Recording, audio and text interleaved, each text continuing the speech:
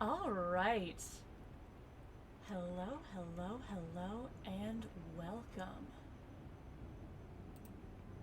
Today, we're gonna meet Mr. Jordan McRae. This fella. As we play some Project Zomboid. I've missed this game. I've been itching to come back to it. These are the end times.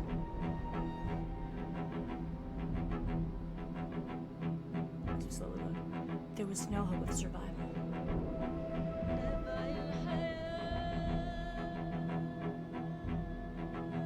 This is how you died. Hi, Azuri. Good to see you. How you doing today? But yeah, no, I've missed bombarded with information. Off, pause, stop. Uh, uh, uh,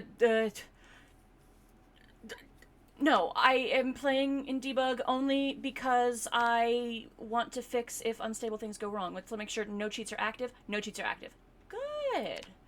Okay. Writing running out of time. Valid. I spent some time writing yesterday, writing up the account of things. But I can say I have an update. I have an update on how my dear friend Softy is doing, and the computer issues fiasco, because it was helping to resolve that was part of the reason why, though I planned to stream yesterday, I did not end up doing so. Cause okay.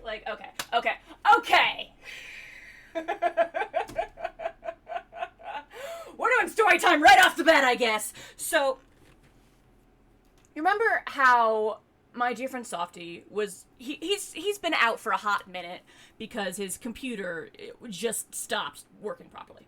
And he sent it into a place to get fixed, and it's been like 2 months, and despite like calling and like chasing this down, trying to make things happen, the dude was like giving him the runaround, being real cagey, not giving straight answers, not giving a straight like, hey, when will my computer be ready? Oh, this, and the other thing is wrong with it, and it'll take this long to fix, so you can expect the timeline of something in this ballpark. No, none of that. So Softy hits the point where he's like, okay, I don't even care if it's fixed yet. I am sick of waiting. Just give me my computer back. Please, I want to know what's going on. I want my computer. Yeah. Oh no, Scams is right. My scam detectors were going off. And like the other day, like on Monday, Softy goes into that shop in person to talk to the guy, see what's up, get like maybe there's some miscommunications happening over the phone, maybe like I don't know. Softy's like, I'm gonna show up, I'm gonna talk to the guy, I'm gonna see what's going on. And this dude, apparently, he was smiling, acting nice, talking friendly, and apparently managed to get our poor boy so twisted up that Softy wound up feeling the need to apologize for his behavior and wound up, like, going back to the car like, did I just get gaslit? So he's like, I don't know how I'm gonna, what do I do about this? I think I need backup. So, he was gonna ask his roommate to tag along initially, but they couldn't get off work in time and like stuff. So I wound up volunteering to help her boy out instead, because like Softy is a dear friend of mine, and my scammer senses were going off to the point where I was like, okay, so this might be a bit weird, but like we should bring my mom. I will go with you, and we should bring my mother, because she is a champion at standing up for herself and is not gonna let some rando push us around. So, we're hanging out a little bit during the day, talking about stuff, and as the appointed time rolls around, poor Softy, he is so anxious. He's getting, like, nauseous, and I don't blame him, because, like, dealing with this dude has apparently just been that bad. I mean, 2 months of being given the runaround. And I give our boy the proper little day breakathon pep talk, and I grab my mom like, hey, can you help us, please? And my mom, I love her. She's like, okay, you know what? I just poured myself a glass of wine, but I haven't started drinking it yet. I'm down. Are we going now? So we pile into the car, right? We all get into the car and we drive out to the middle of nowhere that matters, right? And this little shop. Let me paint you a picture here. We walk in, and the first thing that hits me is the smell. I am talking thick perfume, air so dense with the stuff you could practically bottle it. Which makes sense, because the second thing I noticed about that place was the glitter. The top shelf up near the ceiling was lined with perfume bottles in every shape and size, and then the below the perfume bottles for sale were rows and rows and rows of definitely completely legit like designer purses and like secondhand phones, bedazzled phone cases, Apple Watch covers, all sorts of keychains and trinkets and glitzy paraphernalia. Like, every single surface in that place was covered with something shiny for sale. And the third thing I noticed when we walked into that room... the third thing I noticed when we walked into that shop, up on the wall behind the front counter, right in plain sight, but also oddly easy to lose within the just sensory overload visual clutter of the entire environment, there were a handful of signs taped up. Like, literally just signs printed out on computer paper and taped up to the wall. And I actually took pictures, because when I saw them I was like, oh, I'm gonna want to document this. Let's see. First one. Dear customer, please be advised that the price of repairing your item may change after leaving the store. Okay. What? You mean we're not going to know what we're paying until you have gotten us out of the room so you can artificially inflate stuff? Is that what I'm reading? Second sign, right next to that first one was, Dear customer, no refund, only credit from the store. Classy, that's a good sign, bodes well. Third one, Dear customer, ask for the quality parts for repair aftermarket parts, no warranty after you leave the business. What does that mean? I don't know what that means. And then the fourth sign, hanging up on the wall. Dear customer, please take a moment to carefully review the contract before signing. Remember that one. Remember that sign in particular. That one was written in bolded, all-caps letters, posted up in multiple locations around the store. Please take a moment to carefully review the contract before signing. Very, very emphatic about that point. And I'm sitting here like, if these signs are not hanging there for that moment when a customer walks in with a valid complaint, the guy can just tap the piece of paper like, oh, well, it's all written right here, company policy, you should have known, it's your own fault if you're upset. Like, yeah, no, this dude, it doesn't pass here. All of this stuff is so dang shady.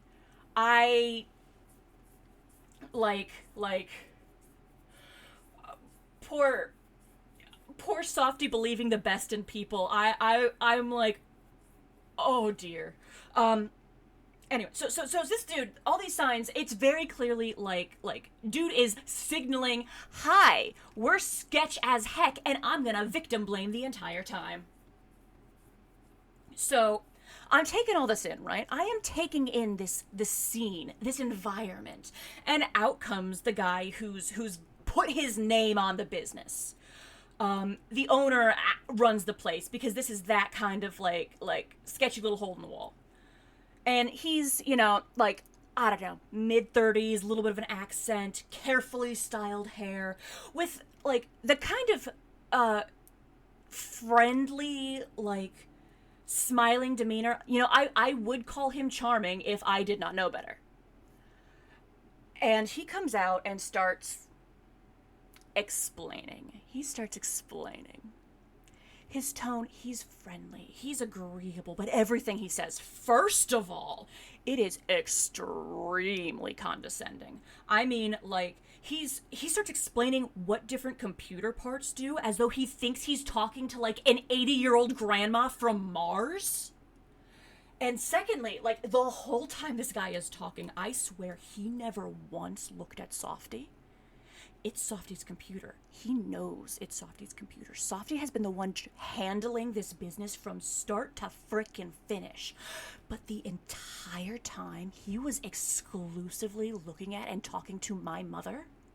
Like, he assumed my mom was also Softy's mom, and apparently she was the only person in the room worth acknowledging. Like, she was the real adult, and we weren't even there. And then, so this dude, this guy, right? He's talking, he's explaining, and he's making excuses for why it has been 2 months with, like, new updates. You know, oh, well, the repair guys, they've got personal stuff going on sometimes. And, like, weekends and holidays exist. And computers are fancy machines with lots of complicated parts, like a motherboard. You know, that's the computer's logical center, like its brain, in case you didn't know. And they had to check the cartographic and something thermal paste. Full on, this guy was just, like, dropping an alphabet soup of acronyms and technology words to try and dazzle us into thinking he's legit. Yeah, full on used car salesman, like, car service technique. 3,000% that exact playbook. Now me, you know, I'm not terribly tech savvy as an individual. I'm pretty sure RAM is a goat, and for all I know, maybe there is some obscure computer part that shares a name with the adjective pertaining to the study of maps. But Softy is not me. Softy knows his computer stuff, and I can see. We are standing there, and I can see the poor squid's temper boiling higher and higher as this guy talked, because apparently not only was everything this guy said just flat out nonsense, just incorrect gibberish, but Softy has had to listen to almost this exact same spiel every time he's tried to contact this guy. And, like, not only that, but the entire time the fella's spinning this narrative, he is saying things that contradict the very story he's trying to tell. Like, saying he's worked on things in a way that is impossible with the way he said he's worked on other things. And there is one point, he just outright blatantly is like, oh, well, you see, the motherboard has burn marks because the computer was running 24/7. And Softy's sitting there, and I'm sitting there like, no the heck it ain't. No the heck it ain't. Like, that might be a mistake that somebody, like the 80-year-old grandma from Mars, somebody who doesn't really know computers and doesn't know how to take care of them. Heck, I did kind of do that with my first laptop, and it did eventually kill the battery. But then I learned and I never did that again. My computer goes to sleep every night. And Softy is even smarter about computers than I am and has been doing that this entire dang time. So, like, this dude is just blatantly lying, trying to put the complicated process on Softy's errors. But, like, he's doing this. He's doing this. And then there comes a moment. There comes a moment where he's talking us through these quote-unquote repairs that have been done, and he hands us an invoice. It's a little bit confusing, because at the top is an itemized list of everything that's been done to the computer as part of the diagnostic process, including, there was thermal paste, something with the number $80 next to it, and, like, some kind of soldering listed for $40, which Softy assures me is utterly ridiculous, because thermal paste is, like, way cheaper than soldering, and the amount of labor required in doing those processes makes, like, no sense to be for that price. But there's all these numbers with all of these technology words, and then at the bottom there is a 0, saying Softy owes nothing. Okay, question mark, question mark, question mark. So my mom kind of asks, like, hey, are these numbers right? What's actually going on here? What does this piece of paper mean? And this fella, he just starts waffling, like flat out refusing to give a straight answer. he's like, he does not confirm that the number at the bottom is correct, which would be very easy to do, and instead just starts like drawing us to look at the itemized list with all of those fancy computer words and the big old expensive numbers. And like he keeps trying to impress upon us that, you know, oh, computers are complicated and my repair team works very, very hard, so you should be impressed that we've been able to do as much as we've done. And he gives this spiel, he says all this crap, and slides Softy another piece of paper to sign. Some kind of another contract thing to acknowledge that our boy just wants his computer back even though it hasn't been fixed yet. A release form, basically. And, you know, I'm over here. I'm not tech savvy. I'm not much good at math. Numbers aren't my thing. But I do know words. So he hands Softy this piece of paper, and I lean forward to lean over my boy's shoulder. And as Softy is tired. Softy is stressed. Softy just wants this over with. He picks up the pen and moves to sign because he just wants this headache to end already. And I stop him. Like, hey, wait, you know, it says here, by signing this contract, I acknowledge that I've been informed of the cost, but we haven't been informed of the cost yet. You can't sign that until we know. Which, that's a reasonable thing to say, right? That's a reasonable thing to point out. It's posted up on the walls. You know, review the contract carefully before signing. I'm just following instructions. And you know, I'm just... In saying this out loud, a reputable business person, this is a wonderful, easy, natural opportunity to give us a number, maybe, to clear things up, say, hey, don't worry about it, this is the price, this is what these numbers mean, this is what I expect you to pay, no worries, you can sign it. Rather than communicating that rather vital step of the transaction process, do you know what he does? Do you know what he says? Dude turns to me, looks me in the eye for the first time since I stepped into that building, and he says, you need to step outside. And I'm like, excuse me? And he repeats in that same calm, pleasant, smiling, but slightly more emphatic voice, you need to step outside. And I'm sitting there like me. I think I was grinning at this point. Because, again, the big old, hey, customer, read the contract before signing, wink, wink, lol, it's all your fault if you don't. That sign was glowing in my mind's eye. And yet, trying to do that, he's telling me to leave? If that is not the shadiest thing that sucker could have done right now, like, buddy, oh my gosh! What do you think you're trying to pull here? You really think I'm just gonna let you do that? So I'm standing there, looking him in the eye and just trying not to laugh because is this guy for real? And do you know what he says next? He doubles down and escalates further. He full on, looking me in the eye, says this shop is being recorded, and he threatens to call 911 on me because what, I followed instructions? And again, I haven't done anything. The only thing I've said was, hey, the contract says this. We don't have that information. We cannot, it would be dishonest to sign because we have not been informed and we cannot say that we've been informed. I'm just standing there. I'm leaning on the counter a little bit to see the piece of paper better because Softy's standing right in front of it, but like, that's the only thing I've said. And I just have this moment. I am just standing there like, buddy, do it, please. Like, I swear, I didn't say it out loud, but if it was not written in every line of my bearing, go ahead, I dare you to call the cops. please show them the recording of me just politely following the instructions you have taped up around the walls.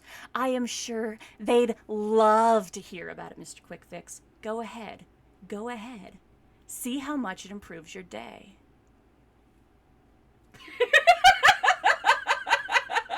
Indeed. Meanwhile, Softy is standing there like, "Ah!" But I am having a moment. I do not move an inch. And this fella is not very happy. I do not move an inch at all until my mom kind of waves for me to back off a bit so she can step in and play good cop here. She's gonna be the reasonable one who's willing to talk to him, and I continue to stare him down. Because I will not be intimidated into abandoning my friend.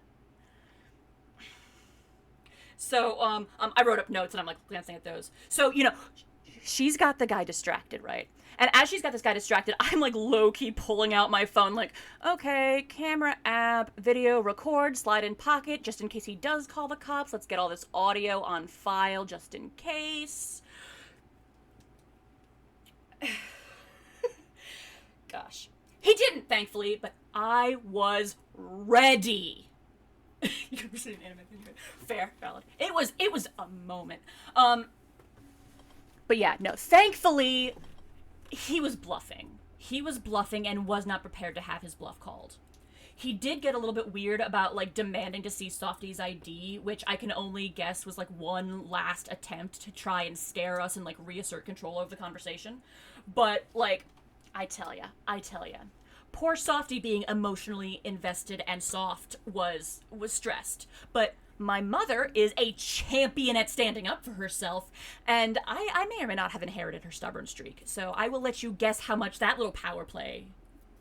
I'll let you guess how that went. And then, gosh. By that point, this fella, dazzling us with fancy vocabulary words wasn't working. And the scare tactics completely fell flat. So by that point, I think the guy just wanted us gone. Like, way back at the beginning, right? Way back when Softy first got into this mess, he got spun around into signing a contract that included paying some kind of obligatory diagnostic fee that could apparently range between anywhere from like $60 to $200, depending on, I don't know, like the position of the stars or something. The contract did not outline like the criteria for pricing or any of that.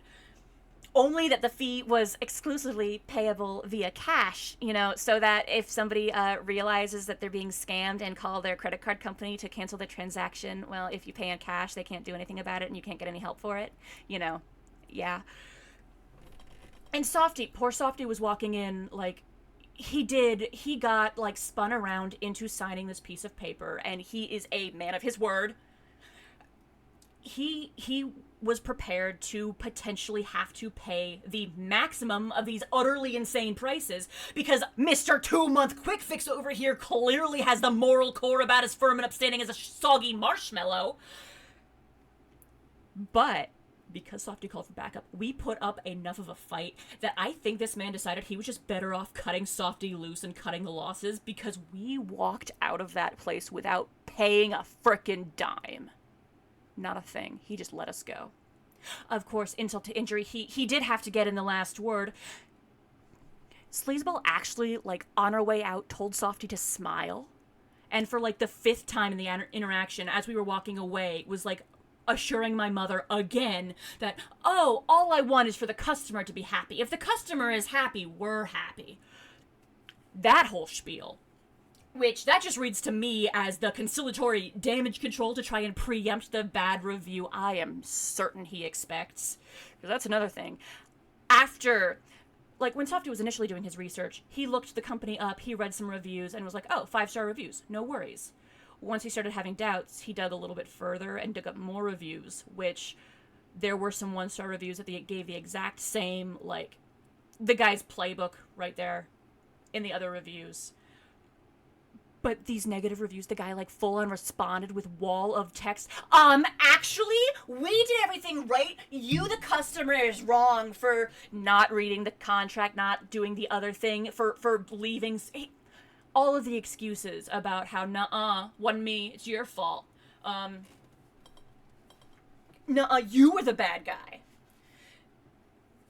So I am certain he was just trying to like make nice at the end to try and preemptively get ahead of that. And if he has not already started drafting up his bad review defense, but yeah, no. We are honestly thinking of like contacting the authorities like, hey, yo, this dude's a scammer? This dude's a scammer. But all this to say, Softy's computer has been safely rescued. He did not have to pay a dime for any of the crap he had to put up with.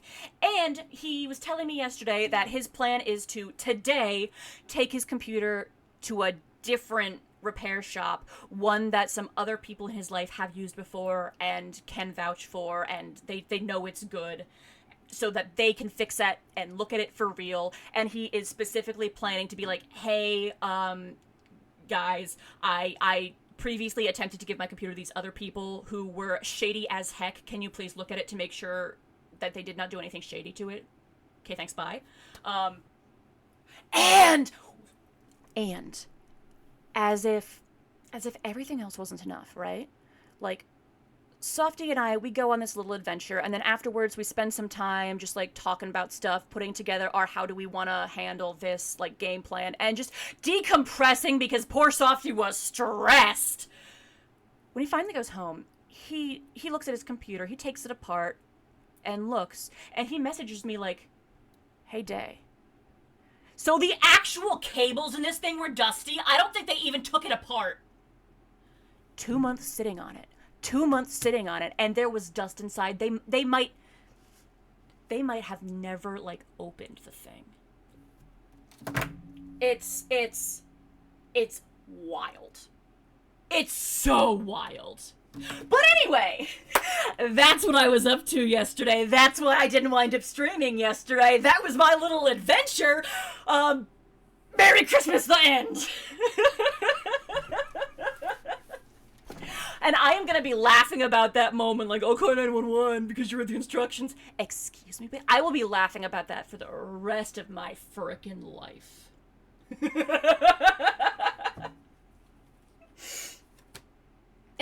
Anyway, that was my Thursday afternoon. And Softy is thankfully, finally, no longer being held hostage, and ideally, provided that the problems with his computer are, you know, not, who knows?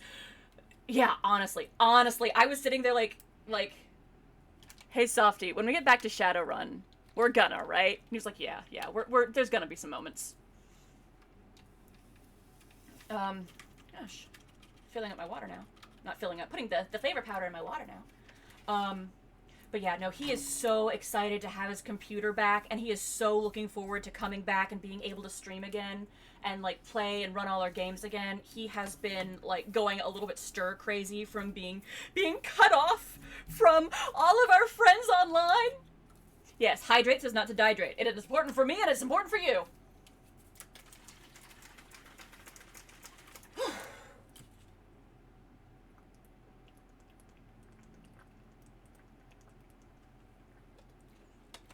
But yeah. Anyway. What am I doing? We are Jordan McRae here gonna do...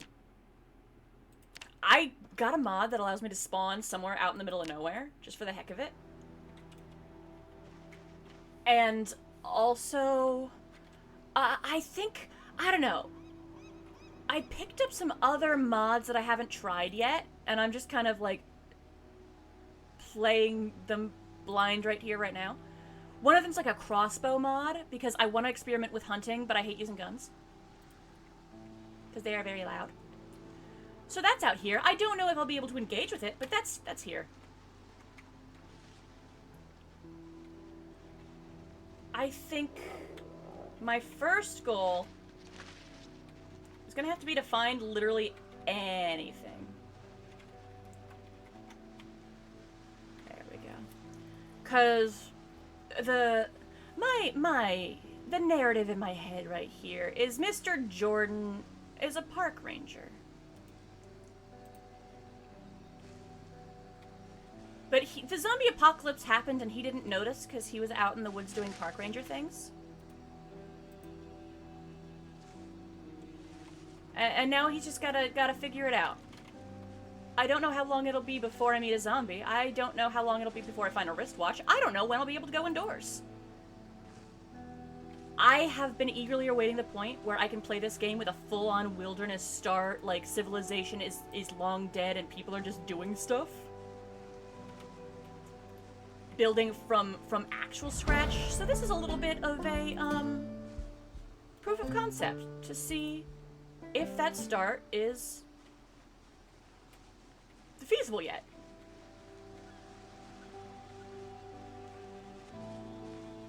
I also, for sake of streaming, I turned the XP gain up a little bit, just cause like, I don't know. The characters I play for streaming, when I'm playing solo, I am all about the grind. I am all about that slow, long con. Long con? It's not a con. I'm just doing slow burn, long game. But when I'm only playing a dude for a couple of hours at a time, a couple of days a week, I don't got time for that. So our fella here's gonna learn a little bit fast. What version is this? I think it's just the latest one. And what is the character? The character is Mr. Who is he? What's your name? Jordan McRae! Which I just hit random on the name and appearance until I saw something that I was like, yeah, that guy. But, Jordan McRae, a park ranger who is... What trait did I pick? I think I went with a fairly standard loadout. Thin-skinned, claustrophobic, conspicuous, hearty appetite, prone to illness, slow healer, cowardly, crafty, cat's eyes, outdoorsy, dexterous, herbalist from being a park ranger, weak stomach, slow reader, gymnast, keen hearing, and bushcrafter. Yeah, I'm very much like, this is gonna be an, this is an outdoorsy fella who was already a bit of a loner who lived out off the grid in the middle of nowhere, and probably doesn't even know there's zombies yet. He just, you know what, we'll say he... Park ranger got stranded out in the middle of wherever he is. Just got real lost one day. And now he's dealing with the aftermath, but in the middle of that, the zombie apocalypse happened. A little bit awkward, that. What's this? What is that? What is that for? I have no idea what that is. But it's mine now.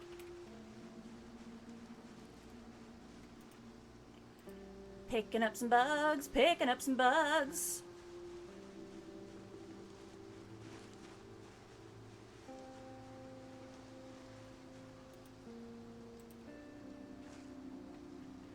I think I'm gonna...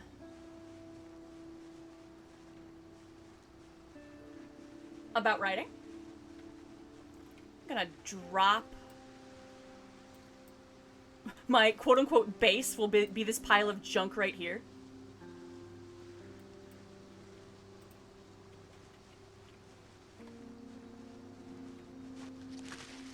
That will be my home until I have somewhere else to go. And by home, I mean that will be the place where I drop stuff that's too heavy to carry. Characters should be driven by motivation. Does it always have to be the core, or does it lay elsewhere? I mean, motivation is really just, why is this person in the story? Why is the story about them and not somebody else?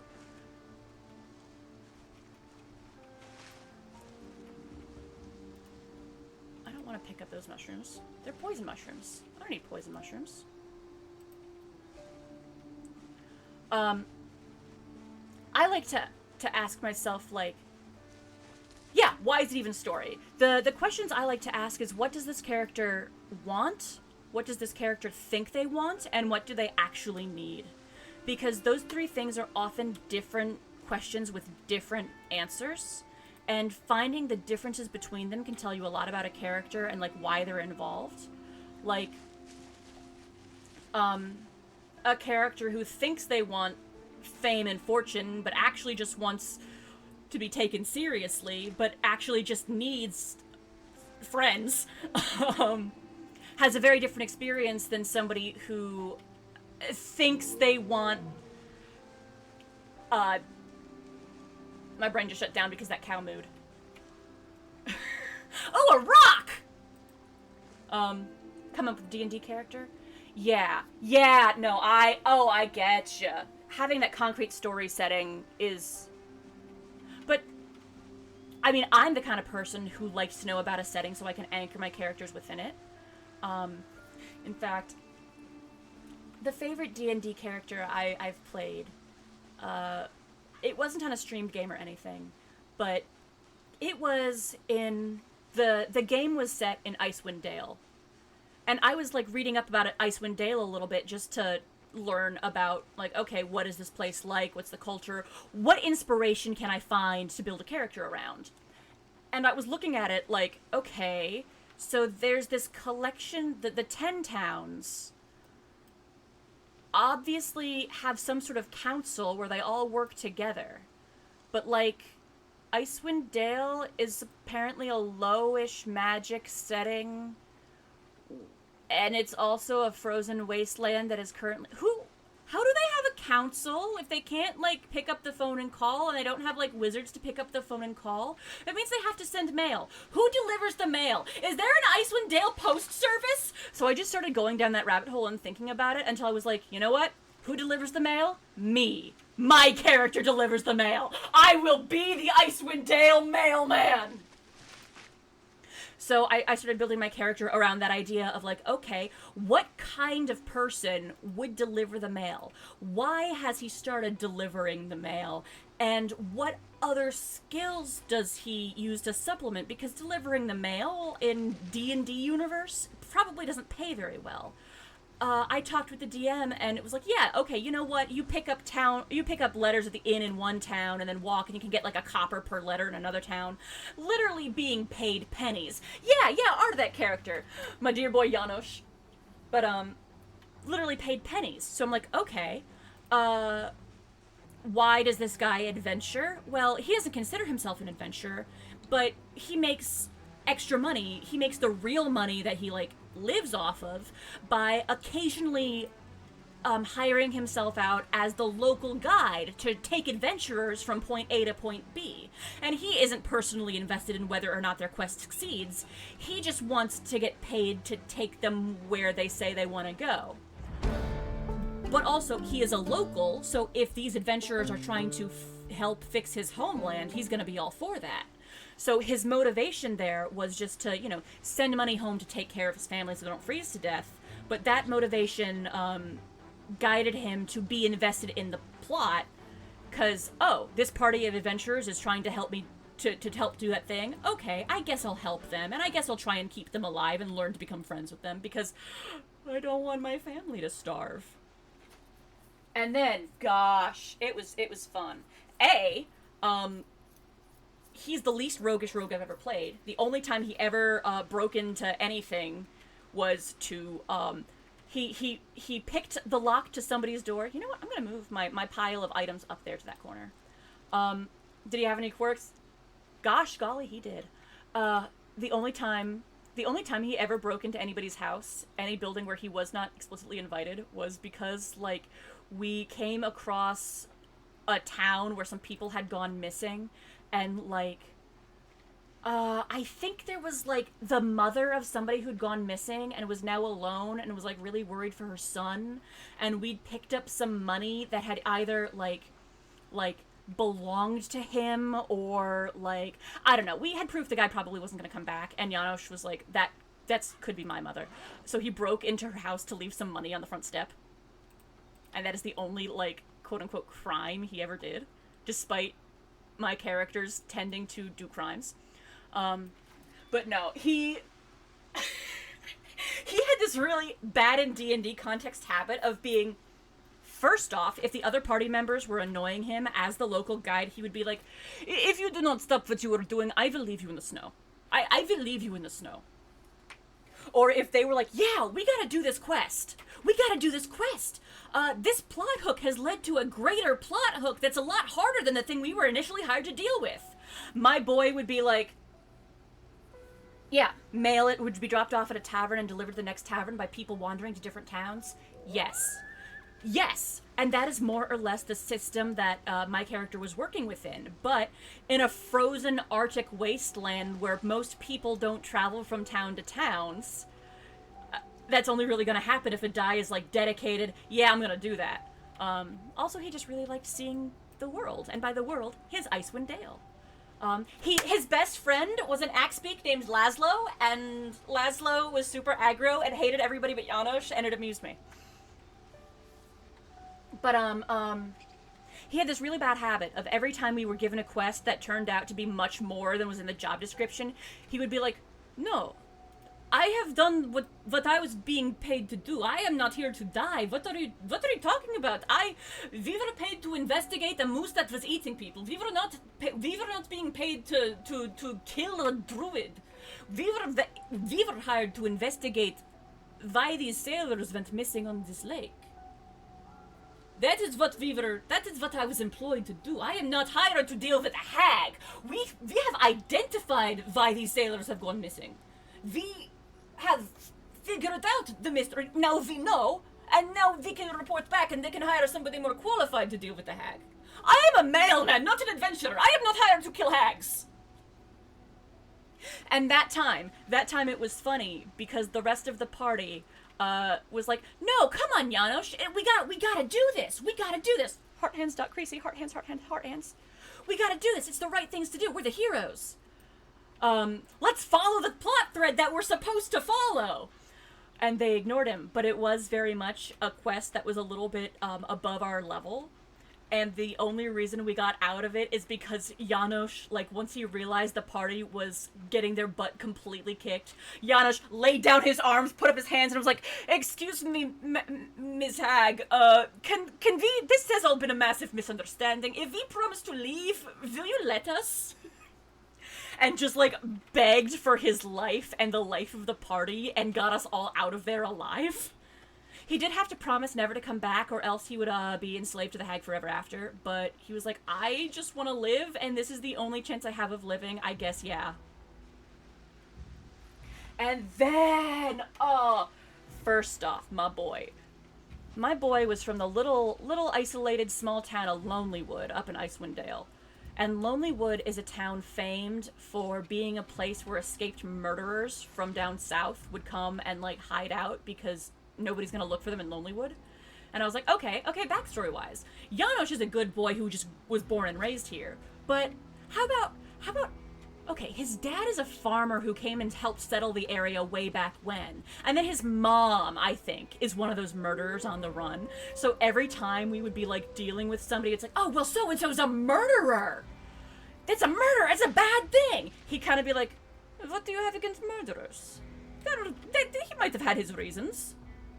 There are some murderers who are perfectly good people. Then the system is unfair. What can you do? Sometimes you have no other choice. Murder is a matter of perspective. Just because, like, yeah, his mom was a murderer. A bunch of his friends growing up had been murderers or the children of murderers who had been, for just or unjust reasons, forced to flee north. And that was a point of ethical contention that sometimes led to some interesting moments with the party. Especially because his adopted aunt figure, I'd worked it out with another player, she was like a lawful good cleric who was very, like, adamant about, you know, nobody gets, like, even if they die, you don't leave their bodies. Like, everybody deserves a proper burial. His good side personality traits: I don't tend to think about it as like good personality traits versus bad personality traits, because like a trait that in one context can be very useful, in another context can be extremely like detrimental. Like Janosch's loyalty to his homeland, his love of his homeland was motivating him to like do this quest and try and get involved to help people. But at the same time, when people in other places were having problems and there was stuff that we could do in places that weren't Icewind Dale, he'd be like, yes, this is all very nice, but there are people back home who are starving, and I want to get home to my mother. I need to get home to my mother. Or his, there were a number of times where his, I am not getting paid enough for this, I am not going to die for this cause. It got us out of a bunch of scrapes and kept us from getting taken advantage of as a party, but at the same time, we wound up like only half finishing a handful of quests. Because Janosch was like, I did not agree to this, this is not what I signed up to do, I am not fighting a hag.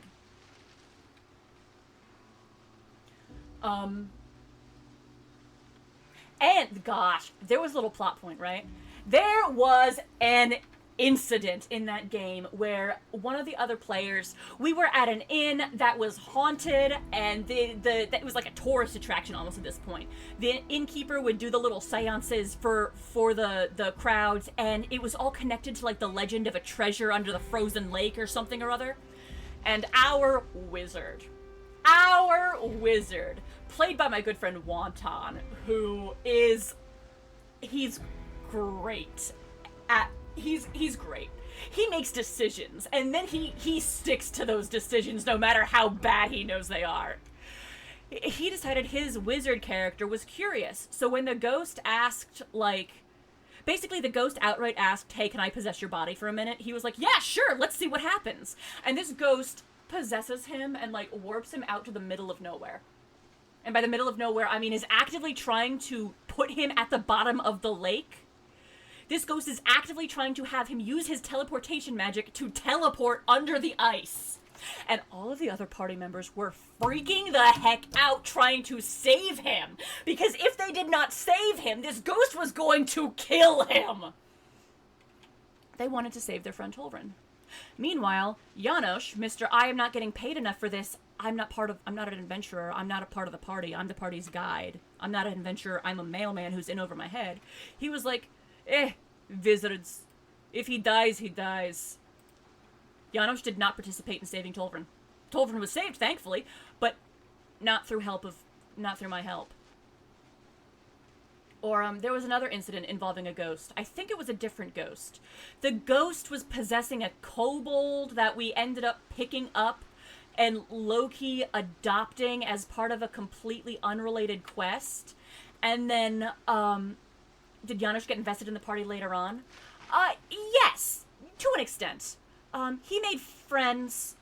There were some of the party members he liked, some of the party members he continually had issues with. But he was very invested once he realized that the party was actually his best chance of saving Icewind Dale. Oh, no. I'm happy to talk about it. I missed this game. It wound up having to go on indefinite hiatus because just life happened. But there's the vague hope of picking it back up someday. But I love it and miss it, and I'm happy to talk about it in any order. But Janosch didn't get a bit invested later on, mostly because he realized these people, for as much as some of them annoy me, they are the best chance at saving my family and making sure my homeland does not become an uninhabitable wasteland. I love this place. Even if other people call it a frozen hellscape, this is my home. I don't want to have to leave my home.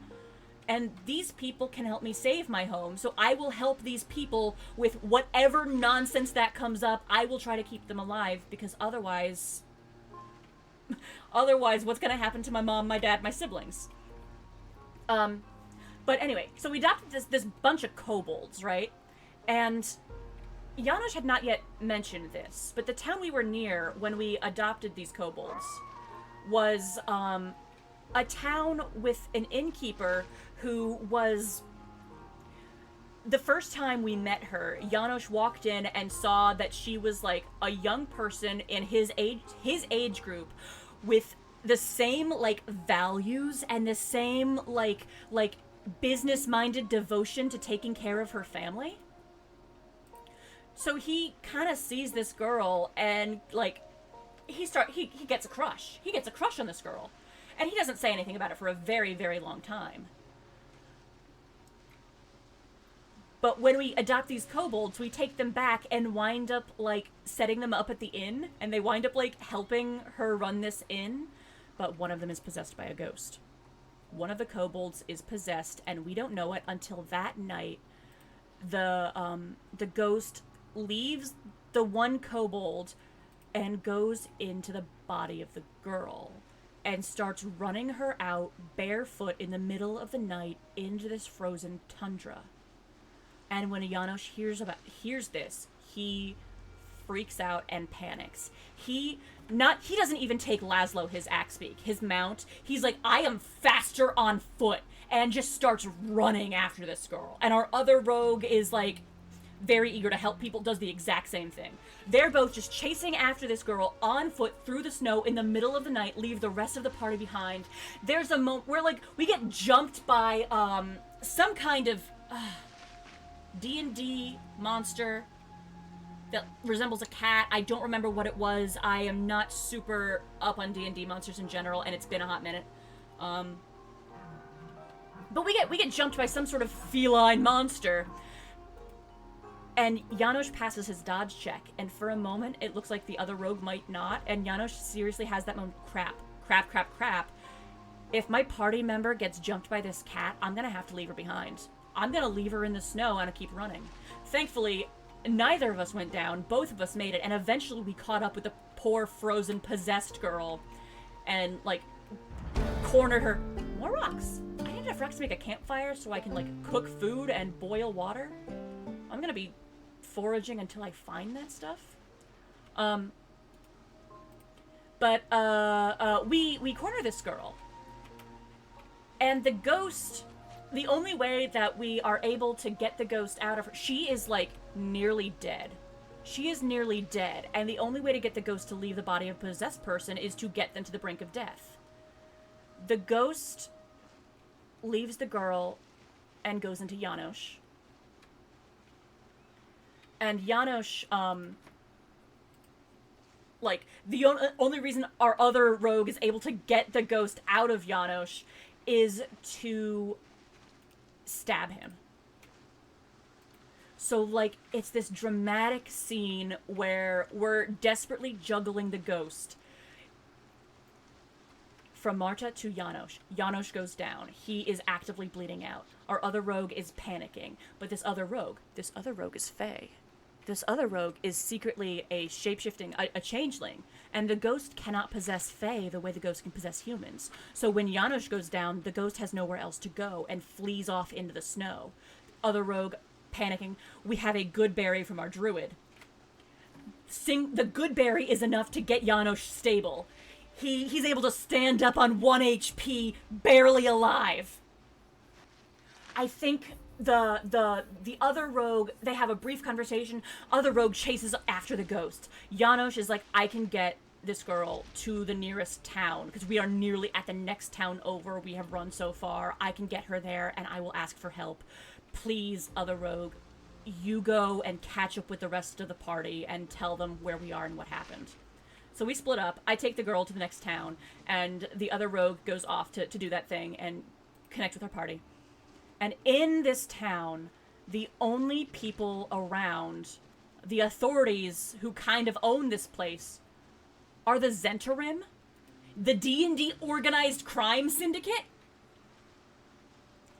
And they're the only ones around who can help. They're the only ones with the means to help. And Janosch is standing there, covered in blood at 1 HP, begging them, like, please, please, she is frostbitten, she runs an inn, she cannot afford to lose the use of her hands. If she loses her hands, she cannot run her business, and she will lose her business, and her father will die. I cannot let this happen. Whatever it takes, just heal her. And they name, like, this insane amount of money he's got to pay, and he does not have this money. He knows he does not have this money, and he knows he will never have this money. Like, even if he could, once he makes this deal, he's gonna be on the hook forever. But he's like, I can't let her suffer like this. I can't let her lose her fingers. I cannot let her lose her dad like that. I am going to do whatever it takes. Sure, I will enter indentured servitude to the fantasy mob to save this girl. And he does. And they, the Zent, they tattoo their members, but they brand the people who were indebted to them. They take out the branding iron and stick it on him, and he is already a 1 HP, so he just full on goes down, passes out, having a real bad day. And then the next day, when the party catches up with him at that town, the girl, she's perfectly fine. She doesn't remember what happened. She doesn't remember how she got there. And Janosch, still barely alive, covered in blood, he tells her the basics. He does not tell anybody what he did. He does not tell anybody what he did or what he gave up to do it, because it's not their problem and he doesn't want to burden them with it. He doesn't want to get them into trouble too. He trusts himself to be able to handle it, and also he doesn't want the girl to feel guilty or indebted to him for doing what he did, because, like, she doesn't know anything, and he doesn't want her to feel like she's obligated to like him based off of what he did. So he just sits on that.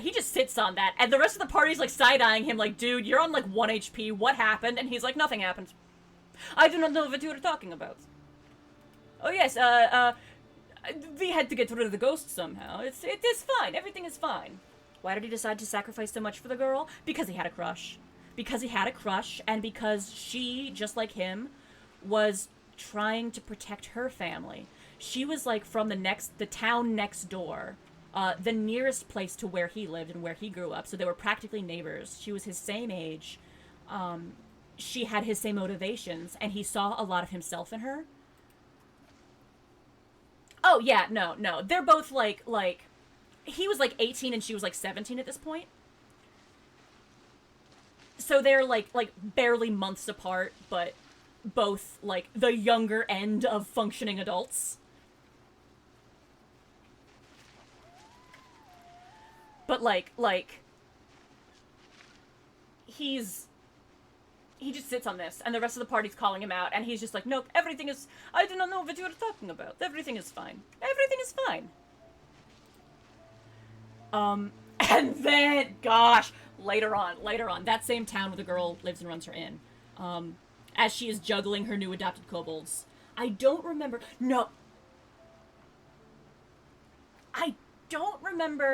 why the party was contracted to go and investigate the mine. I think the mine had been closed a lot for reasons that the people in power weren't quite sure about. So they hired the adventurers to go check it out, because what else are adventurers for? I have really found, like, I have a single stone. I need 3 of them to build a campfire. Can I pick up stones? That's a thing I can do, right? I can do that now, right? They hired this group of adventurers to investigate the mines to figure out why they kept having problems. And as we were gearing up to do this, some shady sucker rolls up to Janosch like, hey, guess what, buddy? I'm from our friends, the Zhentarim. They've got a mission for you. Dude, like, slides Janosch an envelope, and Janosch opens it up and finds out that his mission is to explode the mine? Literally to destroy the economic center that is the keystone of this town. And he's sitting here like, you want me to what? You want me to what? Okay. But we are going through this adventure. We're doing this thing, and we get attacked by, like, there are things crawling up from the Underdark, and that's the reason why this mine has been having trouble. And as we're investigating, we find a strange gem that our sorcerer picks up and investigates, and as he investigates it, it turns out that this gem is actually some sort of psionic communication device, a black box from a Mind Flayer ship. that went down years ago, and in investigating it, he might have woken it up. And we realize suddenly the earth starts rumbling, and 3 Boulette pop up out of the earth and start like threatening everything. Boulette, big deal bad monsters. We were not strong enough to handle them. And Janosch is sitting there. Janosch is sitting there. Everybody else is panicking. And my boy is like, for the first time, he has been carrying this bomb in his mail satchel the entire time. Like, oh my god, how will I resolve this? The skies open and the angels start singing in his mind because he's like, this is exactly what I needed. Everybody's panicking and he's like, okay, I actually have a plan. So I have this bomb. What were the team character classes? Janosch was a rogue who was built basically like he thought he was a ranger because I was a mailman and I don't care about, effective builds. I'm there for a story. But, Janosch was a rogue who basically functioned like a ranger. We had another, what's it called? The rogues who do magic stuff. Arcane Trickster. We had an Arcane Trickster rogue. We had a Circle of Wildfire Druid who was a what's it called? A turtle? One of the turtle guys. He was a turtle man, and he was like the unproblematic king. Just had the most like, yep, okay guys, yeah, let's do it. Yep, just the most like calm, easygoing, laid back demeanor. He was great. So he was a Circle of Wildfire Druid. We had, a wizard who had some, like, he had a lot of, he was like a support wizard. He didn't have a lot of direct attacks, but he was built around, like, buffing the party and debuffing the enemy with some, tricky spells to manipulate, like, time and give us extra chances if we rolled crap. That was Tolfrin, who got himself under ice. There was Jenner, who was a Goliath, artificer. Heavy armor tank build.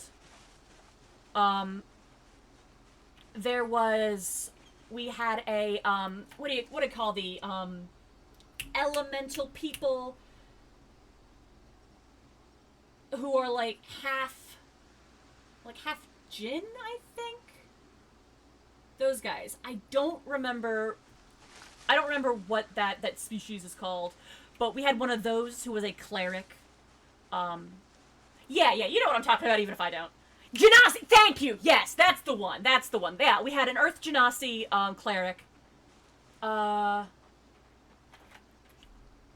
And for a while, we had an Owlin sorcerer, but halfway through, that was like right as Softy's life was kind of kicking him, so he had to step back and took a break from that game, and then later came back as a different character whose class I don't remember because that was right as our life hit everybody else and our game had to stop.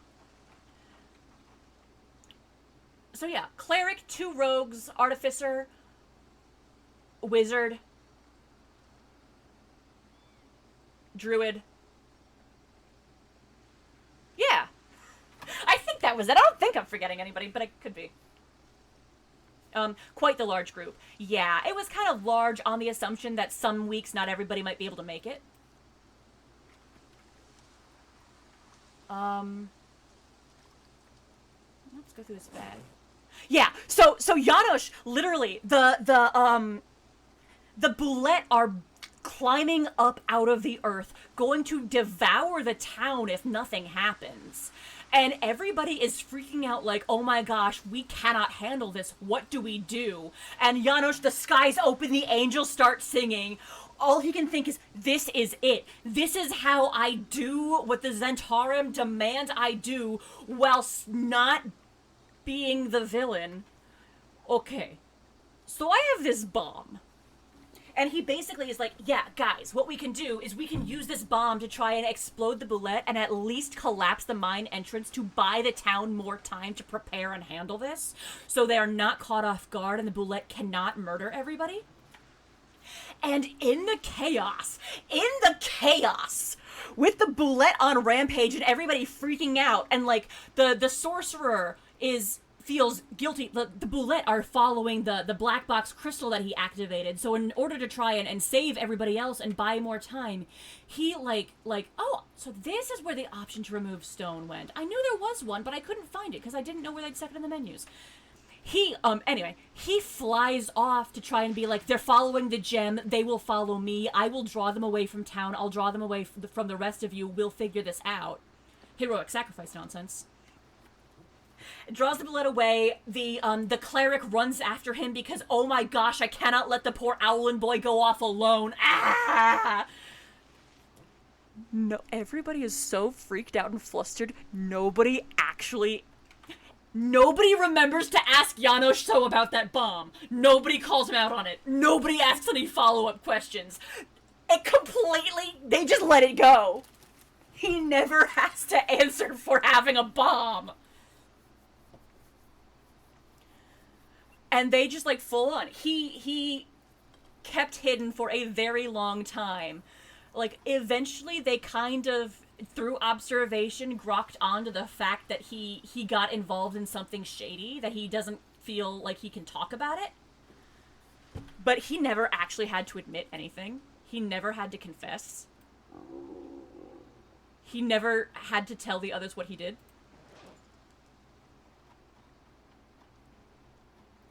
And they did kind of have to low-key... They had to low-key bully him into confessing he had a crush. And like, dude, just tell her. Just tell her. You're overthinking this. Just tell the kid you like her. And he finally did.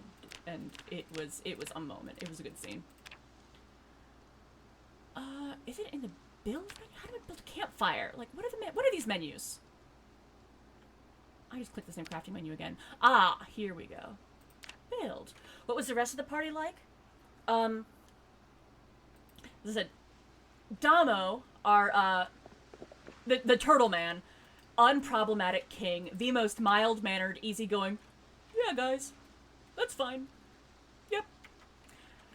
Super chill, but then combat would break out, and he'd be, like, summoning the little fire spirit, and, like, calling out the enchanted shillelagh thing. Oh, character art for Janosch? I do. In fact, I swear I've posted some in the past. Or character arc for Janosch. His character arc was largely, like, him, like, going from, I am not an adventurer. I am not an adventurer. I am not an adventurer. I am a mailman. I am just a mailman. I did not sign up for this. No, I am not an adventurer. To being like, okay, just this once, I will go on this adventure. But do not tell my mother. Do not tell my mother I am adventuring. So it was like coming into his own and acknowledging, okay, I am an adventurer. I am part of this party. I am part of this group. I'm in this with y'all.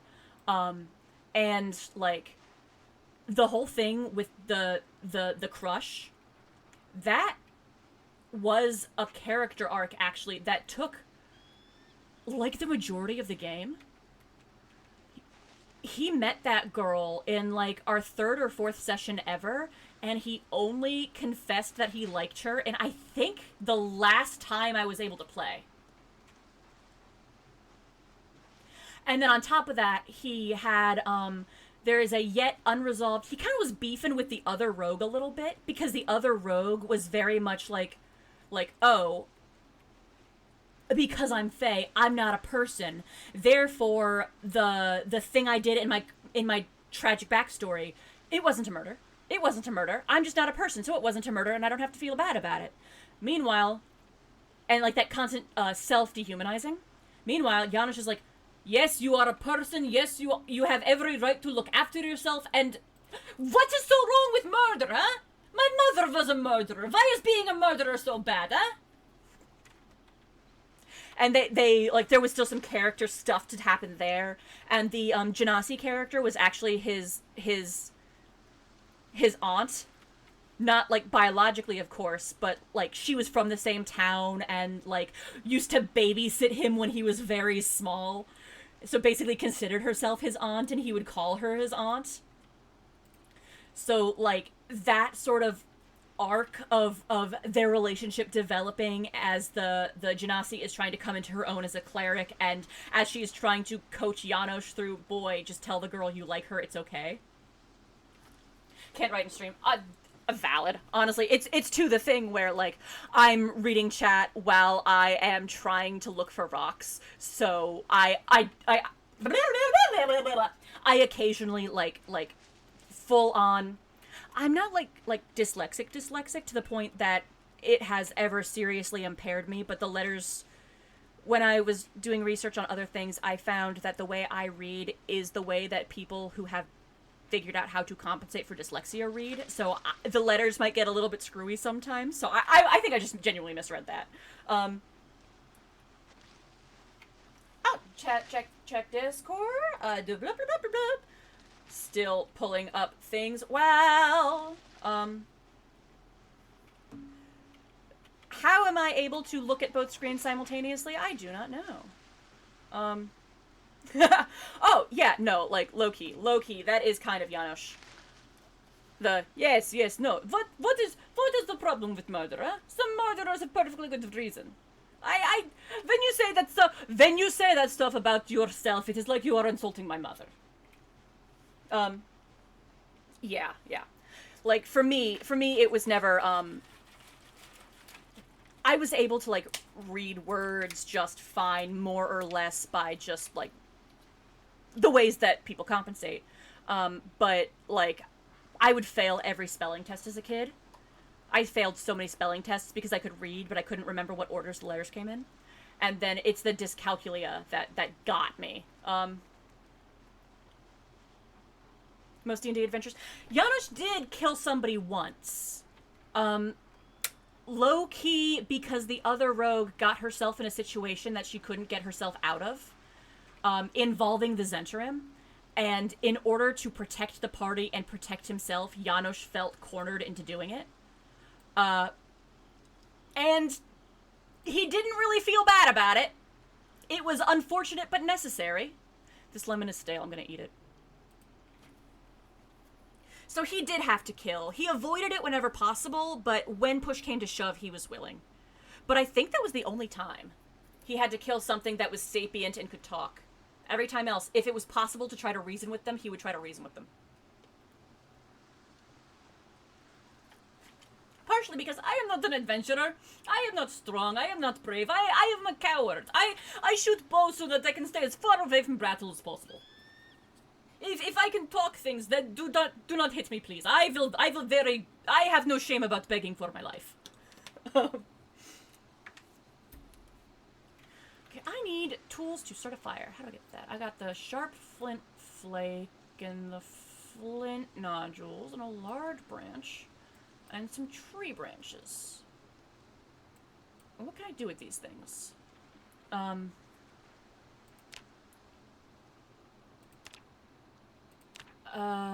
Small handles, don't need those. Ooh, wooden bolts. I need a crossbow eventually. Let's see. I think I need, how does this tree start?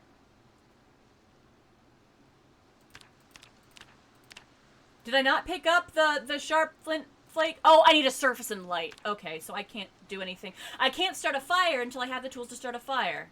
My starter kit, I gave myself a starter kit just because, like, I'm starting out in the middle of nowhere and cannot loot. Huh, yeah, no, I cannot cook food until I have the means to cook food. I guess I'm gonna eat another lemon about it. But yeah, good stuff, good times. So there was another moment, too. Janosch had to beg for the party's life to get us out of the hag encounter. Janosch... There was a moment where we were doing a boss fight in a place, and, we were not even underleveled. We just got some really, really unlucky rolls at the start, and it kind of like, we got started off on the wrong foot, and it screwed over the entire fight. Like, our wizard character failed the resistance roll he would have needed to counter the thing that was countering his magic. So he didn't have magic throughout the entire thing. And our other rogue failed the check to get through the thing that was, like, keeping out... She was Fae, and there was, like, an anti-Fae force field up, and she failed the roll to get past that. So we were, like, just down. And then, as we're doing stuff, like, our one heavy hitter, our tank, was, like, solo one-on-one distracting the boss, and then got, like, teleported out of nowhere, and our wizard was unconscious, and our druid got, like, teleported to another dimension, and Janos was just like, I am a mailman, I am not qualified for this. He just picks up our unconscious wizard and runs. She's like, no, we can live to fight another day. I am out. Help me. He was a coward, but it saved our lives on multiple occasions. But he was brave when it mattered.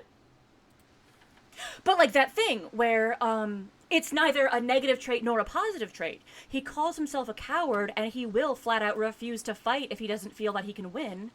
He, is not afraid to act cowardly. But just as much as that was sometimes annoying to people and sometimes meant that he would, like, sit out of missions, other times it saved lives. Just like sometimes he, sat out of quests because he's like, that's not my job description, I'm not doing that. Pay me! If you were doing that, pay me to do it. I'm not doing that for free. What are you talking about? Just like that sometimes got us... He would sit out of missions on the other time. Sometimes that got us paid for stuff we wouldn't normally get paid for. There was also a moment where, so our artificer had a bag of holding, right? And our DM decided, so for a while, things in the bag of holding had been, like, going missing. Like, somebody had stolen them, or they just weren't where they were expected to be. And then sometimes, like, little trinkets would appear with no explanation for them. Little trinkets that, like, nobody could remember owning or having picked up. They were just there. Or, like, footprints around our camp that didn't really make sense. A lot of mysterious things were going on. And it turned out that there was, like, a monster had connected to the pocket dimension inside our artificer's bag of holding and was crawling out, and in the middle of the night, it attacked the guy and dragged him into that pocket dimension. You're tired enough? No, you're sad, you're exerted, you're hurt, and you're overloaded. What am I carrying that's so heavy? Oh, this large branch. That would do it.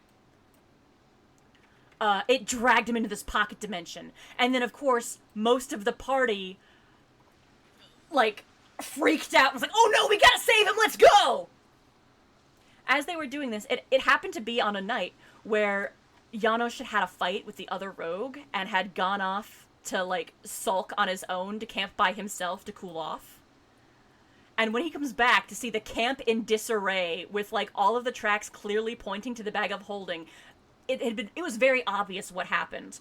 He was like, all of my friends got dragged into a bag of holding. I am not getting dragged into a bag of holding. I am not doing that. I am not being paid for that. I am not an idiot. No, I am not doing that. I am going to pick up this bag of holding and take it to the wizard we met, who is the father of the Owlin, because he knows magic. He knows what is going on. He will help.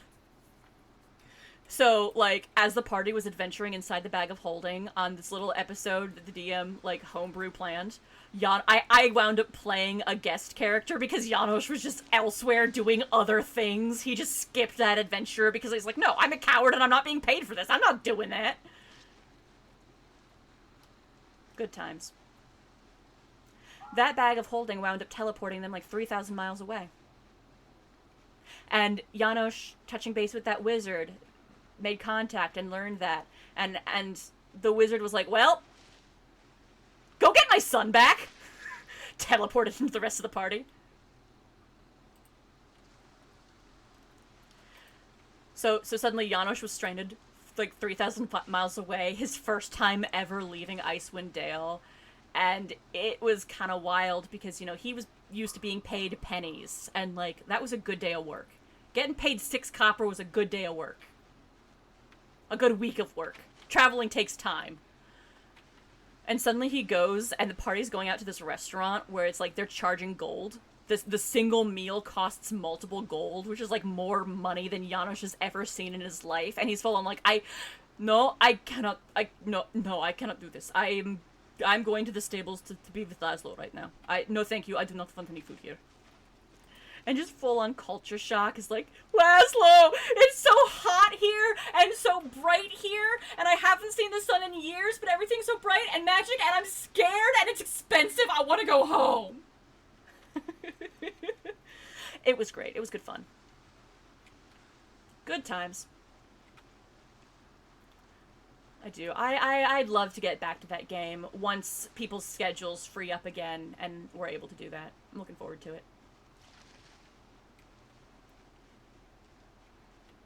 Okay, I need to look at Nacho Blanc. I need to start a fire. I need to sleep. Okay! Thanks, Bush! Thanks, the trees! Oh, and I didn't think about, like, giving myself an extra layer. So I guess... Well, I'm only scratched. Like, bleeding. It's fine. I'll be fine. Ever played Barbarian? Not yet. My experience with D&D is fairly limited. I've only been streaming for, like, a year or two now, right? I've only been playing TTRPGs in general for about as long as I've been streaming. I started TTRPGs about a month or two before I started streaming. Because it's like my same group of friends. So I've only played a handful of D&D games so far. And in those games, I have played about 1,001 different flavors of Rogue. I like playing Rogue. I've played several Rogues, and once I've played a Bard. Although, oddly enough, my Bard kind of vibed like a Rogue, and I've had one Rogue who basically thought he was a Bard, and another Rogue who basically thought he was a Ranger. I don't think I've ever played a Rogue who straight up thought they were a Rogue.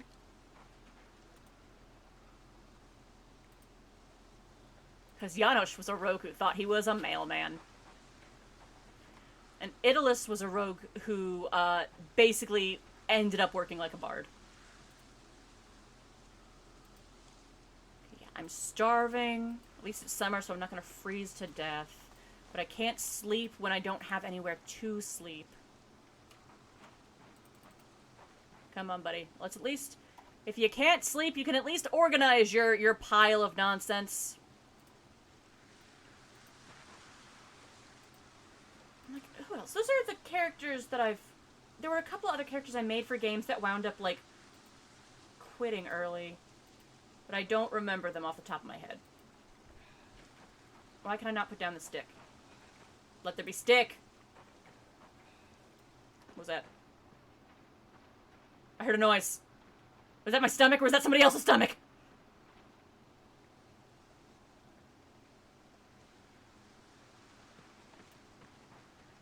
I think it was my stomach. I will eat the second half of my emergency chips. Or maybe I will eat this third lemon.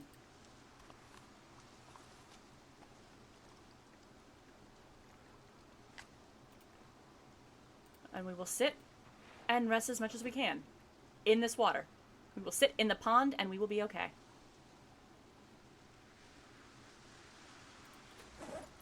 I really just need to get a fire started as soon as possible. Hey buddy, can you take a nap on the ground, please? I know you're not tired enough for that yet, but like, it's real dark, and even with cat eyes, must be a new moon because we can't see a dang thing out here. Oh no. It's a gibbous moon. Helpful. I guess we'll just wait out the night. Because there's not much else we can do when it's this dark. Oh dang. Help. I'm dying.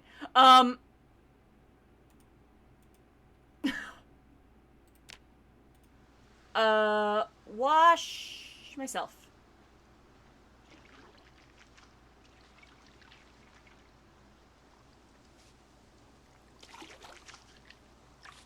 Sorry, what's this guy's name?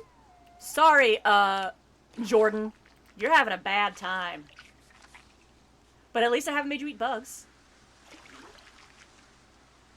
This guy might die just from exposure without ever having seen a zombie. I don't have a mortar and pestle to get a, poultice to fight the infection.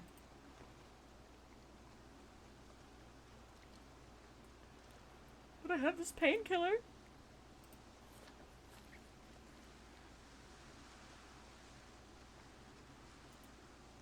Can I eat the plantain? No?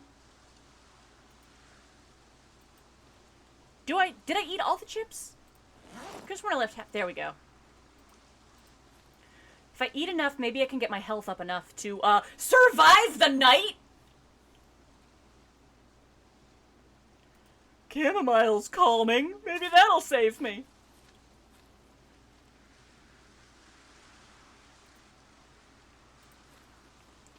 I love how, eating plants like this does not help at all, but if you put them in a bowl and call it a salad, it's, like, really filling and makes you happy. I sure do wish I had a bowl. And a watch. And a sleeping bag. Alas. Okay, let's see real quick. We'll be under carpentry? No, outdoors, probably. Campfire. Lean-to shelter. Tree branch, long stick, logs, stones, rag. Okay, that's feasible.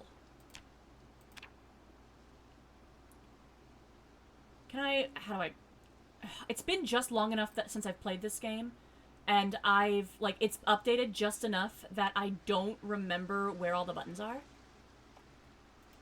How do I favorite this? Where's the favorite button? Oh, there it is. Found it! I will say, actually thinking about it, I've never played a barbarian, but I did, when I was playing BG3, I very much enjoyed controlling Karlach. I could play a barbarian. That is a class that I would play. Okay. I guess we'll sit. Barbarian. It's a class that I would play. I haven't yet, but I would and probably will someday. Though I do. There are so many interesting ways to play rogue, and I haven't exhausted them yet.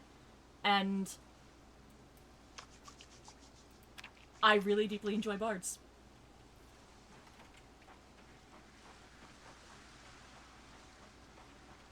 Though honestly, a lot of the reason why I've only played, I've played a lot of non-magical human rogues, specifically, because the magic scares me and I don't know how to do it yet. I'm bad at I'm not familiar enough with the mechanics to feel comfortable committing to stuff that involves that much, like, planning and resource management. So I've kind of stuck to easy classes. As far as the resource management juggling goes, I am much more of a narrative player than a, like, mechanics player. When will the sun come up? I'll just keep eating plants. Wild Magic Sorcerer. Oh, yes! That's another. I need to pick up BG3 again. That is a class that I played with a little bit there, and I would love to, like, experiment with. That's another thing on my list of things to play someday when I am more comfortable with the system.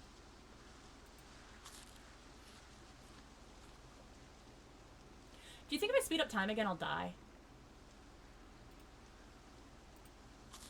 At this point, I'm like, I don't want to just sit here eating mushrooms forever. That's boring. I might do it and just see what happens, and if I die, I die.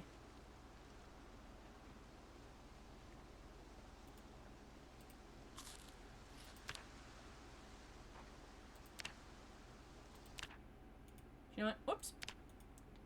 Do sit on ground.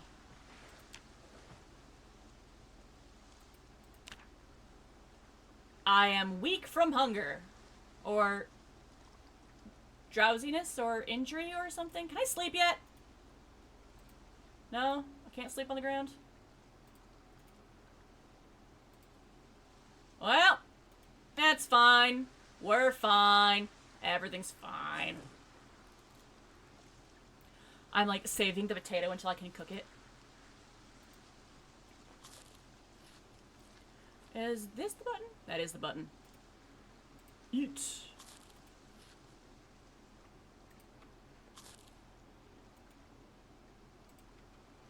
Eaten some mushrooms to get my health up, and also to get them out of my pockets because I am weak.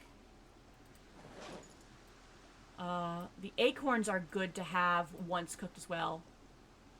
I'll just dump all this stuff in my bag. When dawn comes and I can do things, assuming I live that long. I mean, my health seems to have ticked up a little bit. Really, the biggest thing is I need to be able to start a fire. Contents can only be purified in a microwave. That's going to be a bit difficult.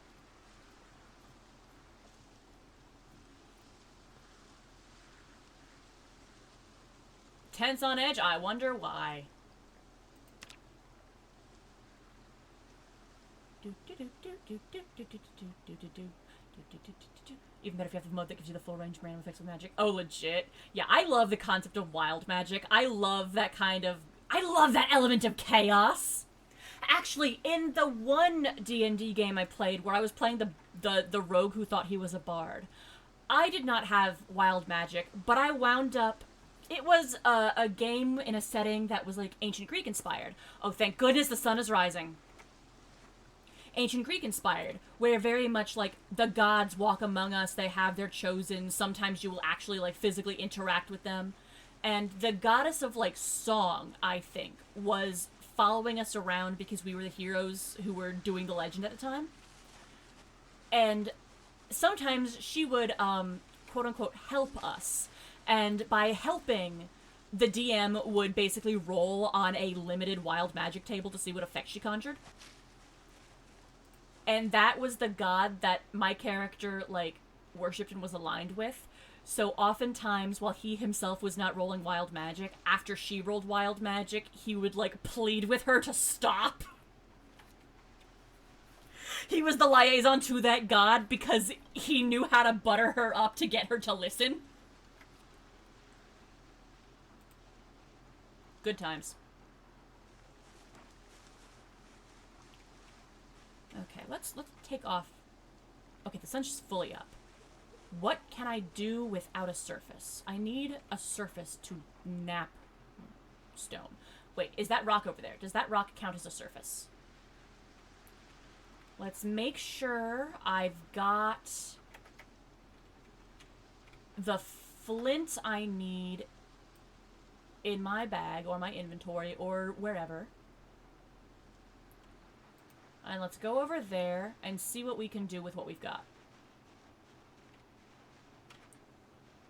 Hi, rock. Can I do some crafting, please? Could butcher that frog, but I'm not going to do that until I...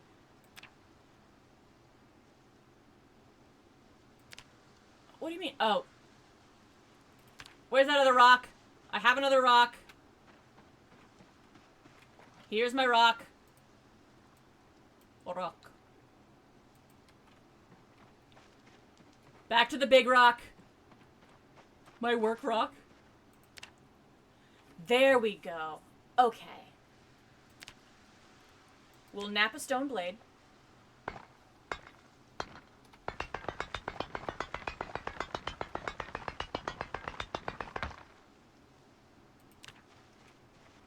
We'll also come over here and we will spin this dogbane into twine, I think is what I need.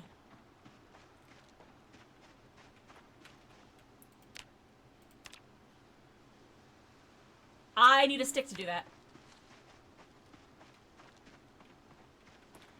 stick, stick, stick, stick, stick, stick, stick, stick, stick, stick, stick, stick, stick, stick. Just the one, please, thank you. Stick. Okay, hello, rock. Give me twine. Or rope. No, I need twine. I want twine. And you know what? I'll also take some rope just so I have some rope.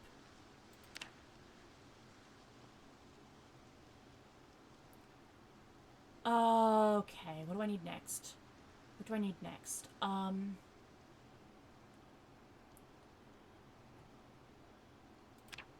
Make a crude stone axe is probably the next move.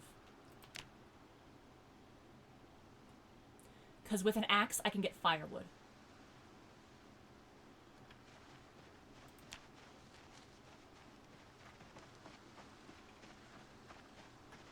We'll start with this.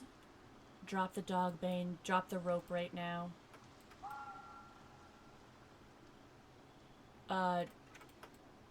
Put these things in there.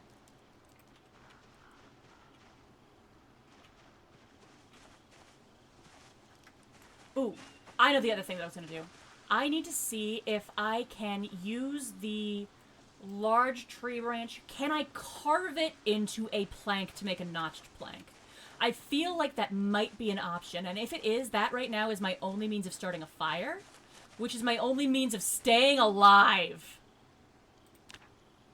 Drill plank, yes.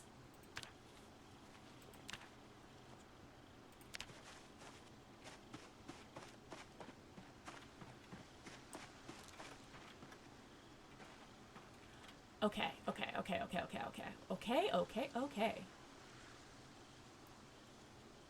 Okay. So what I'm gonna do, I'm gonna pick up a couple of these sticks. And I'm gonna... Wait, no. What I'm gonna do is I'm gonna pick up these broken branches because the sticks have more utility. And I'm gonna destroy the broken branches for fuel.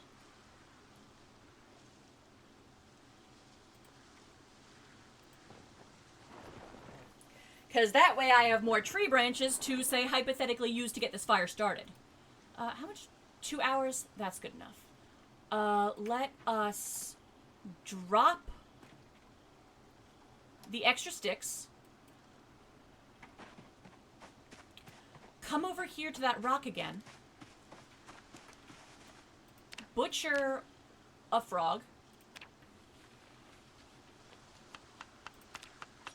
And that will be our breakfast slash lunch slash probably dinner.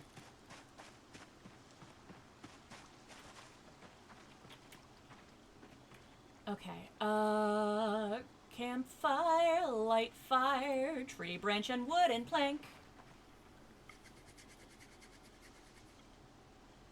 Fingers crossed. Ah, blast. Take 2. Come on. Ta-da! Frog meat. Acorn. Potato. So now, even though I don't have much in the way of food, I can eat the frog meat now. The acorns, I swear, I looked it up once, and assuming nothing's changed, they stay good for like a year. They are excellent emergency food. And then potatoes. They don't keep quite as long as acorns, but seeing as you can actually grow them when you plant things, they are wonderful to have. They are the second best emergency food.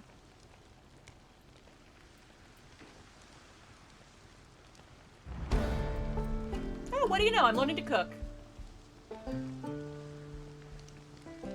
I mean, yeah, like, pre-cooking the acorns, I do. I cook them, and I keep them, and I have them on hand for when I need them.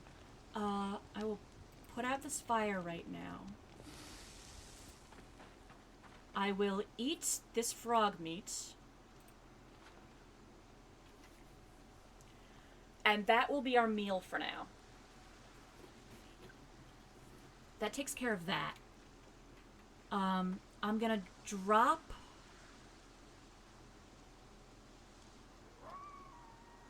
some of this stuff that I don't immediately need.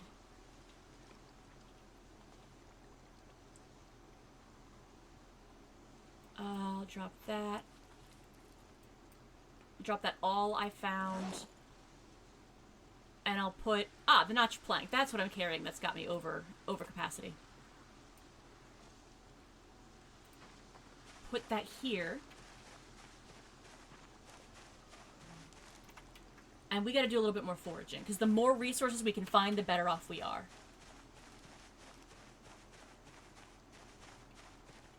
Ooh. Other thing I need to look at. What can I do with that clay? Like, I know I don't have the means to fire it yet, but I need some way to purify water, and the clay is probably the way to do that. Would it be under masonry? No, pottery. Durr. Amphora would be lovely. I need a mason's trowel to do that. Can I just, like, craft it into a cup, though? No? Okay.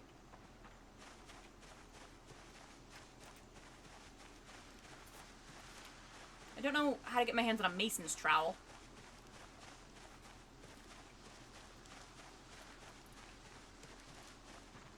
Let's look here for a moment. Can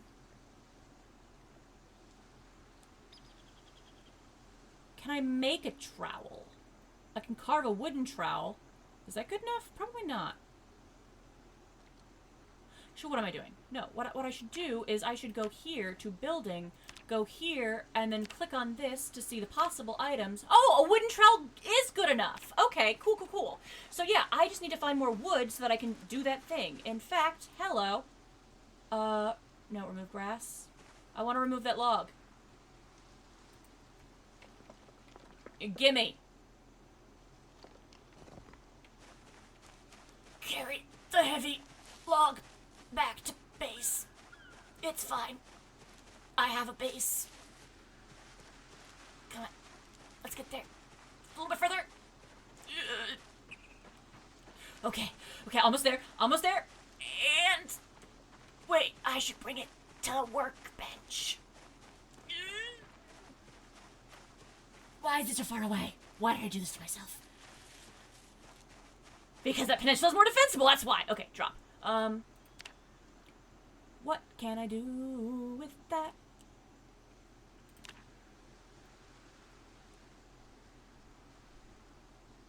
Oh, I could theoretically carve a bucket if I had better knives.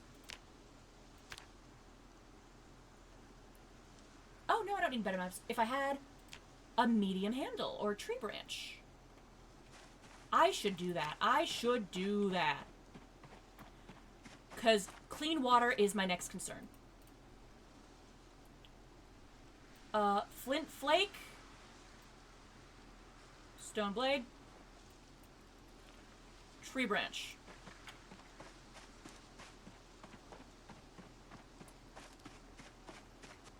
Yeah, like, I know shelter is the first thing you need to not die, but, like, I take what I can get as I can get it. The trees are doing an interesting visual thing. Anyway, I'm focused. I'm alive. I'm good at my job. Do I not have the means to carve it yet? Am I not good enough at carving yet? Have I not studied? I don't know what my carving stat is. Bucket? Bucket. Bucket 4. Okay. I need carving 4. Regardless, I can at least drop these things here so they're by the stuff. Oh, I will indeed. Tally mark added to wrist. I am indeed a writer.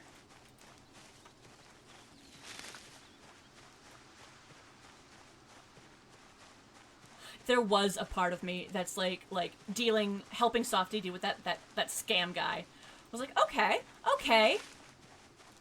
Now I've interacted with one face to face. Hello, sir. I'm gonna remember you. What? Hi, Pixie! Hard hands!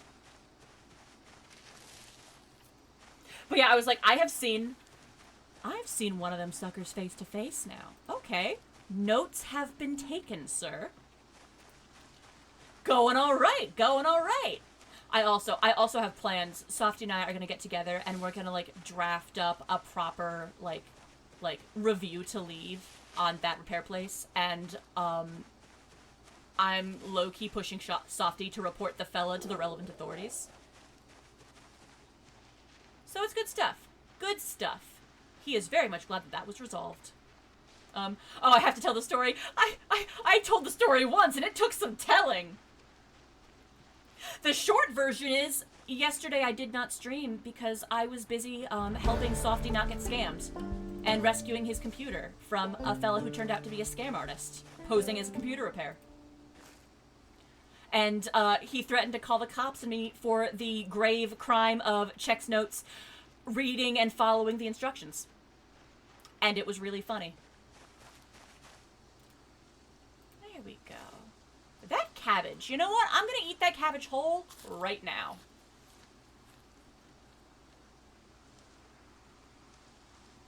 I am no longer starving.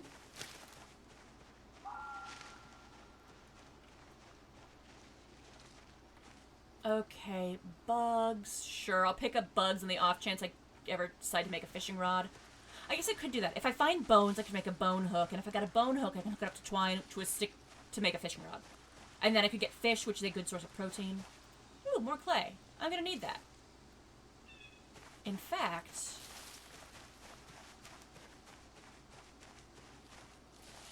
I did, when I was glancing getting this character set up, it does look like they rebalanced a bunch of stuff to make it a little bit more, like, early game accessible. I don't remember what exactly gave me that impression off the top of my head, but I remember getting that impression. Which is nice, because I know there's been a kind of that thing of, okay, I want to learn tailoring, I want to learn carving, but it's like I can't learn carving or tailoring until I already have a dot in carving tailoring. Poor Jordan here. He doesn't even know the apocalypse has happened. He doesn't even know there's zombies. He's just lost in the woods.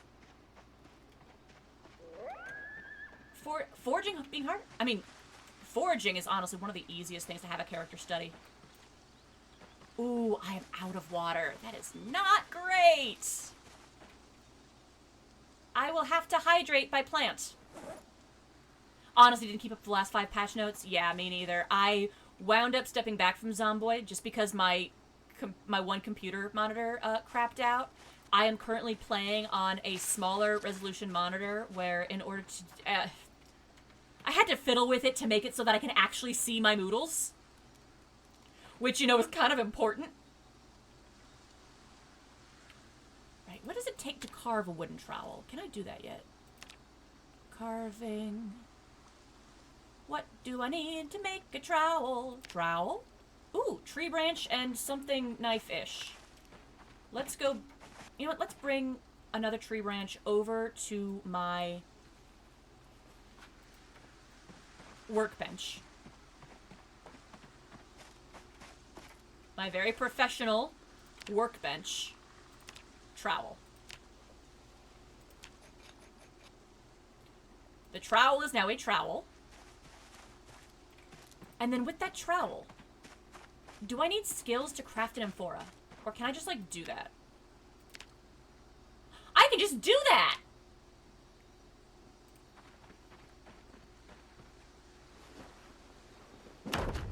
Perfect! Okay, and now I can, how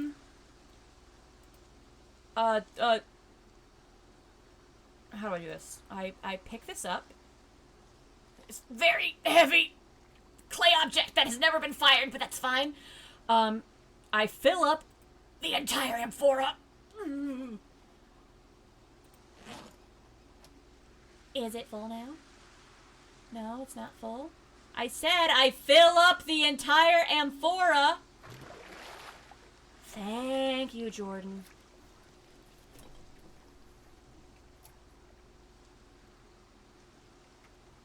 Do do do do do do do do do do do do do bum bum bum bum bum bum bottom. There we go. And I stick this entire amphora. I cannot stick it on the campfire. Blast. How am I supposed to purify this water if I can't put it on the campfire?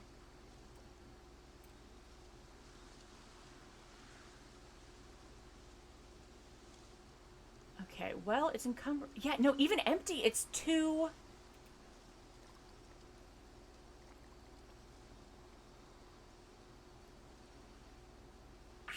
How am I supposed to do this? Can I just pour out some of it? Oh, no, it's not even, like, what?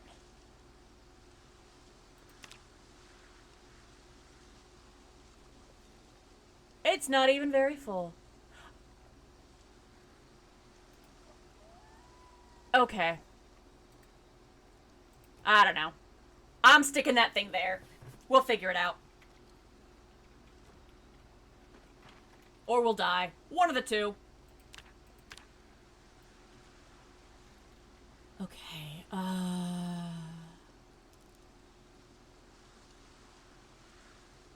what can I do here? What can I do with what I've got? I can't carve a goblet or a bucket yet. Requires crafting 5. What am I at?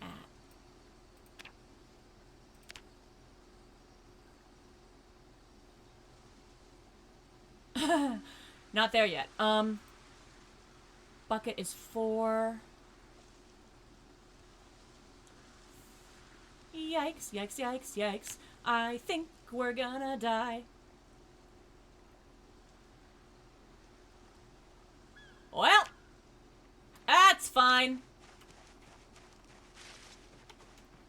I guess what we'll do now, we'll do the only thing we can do, which is to say, forage and hope until sundown, and then sleep and hope, and see if we wake up again. Poor Jordan. He's had a rough start. Nothing to do with zombies.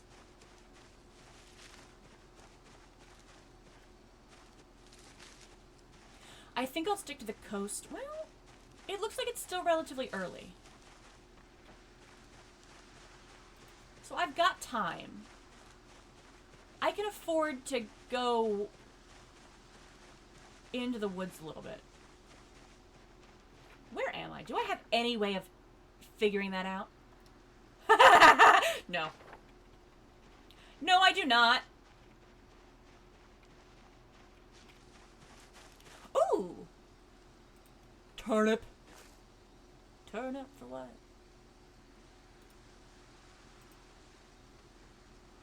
Also eat these mushrooms. And I'll cook that turnip later.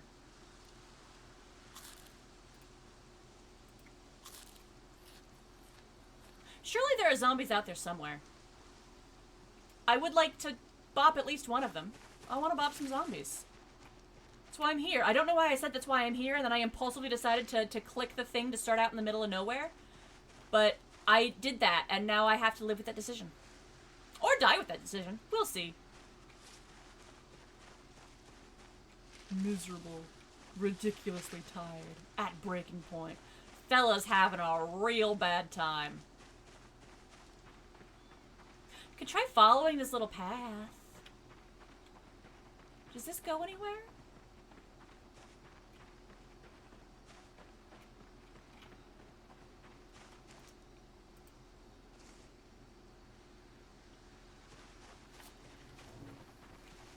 It goes over to the other water. Yeah, that's what I thought. Right.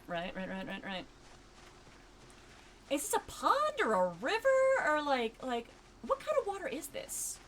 Where on earth am I? Ah, yes. The water violets. Heavy enough to over-encumber me.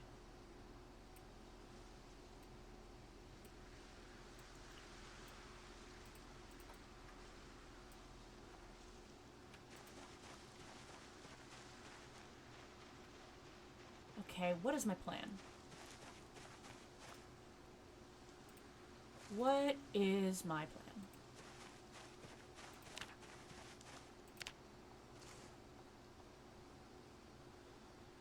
Why is bowl not a thing you can carve?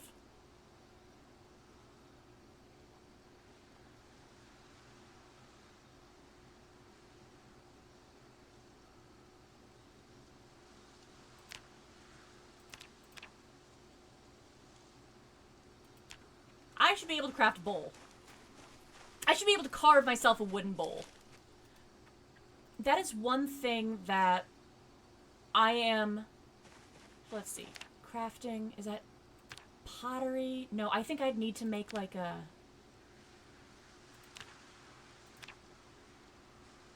pottery wheel first. Of course, requires nails.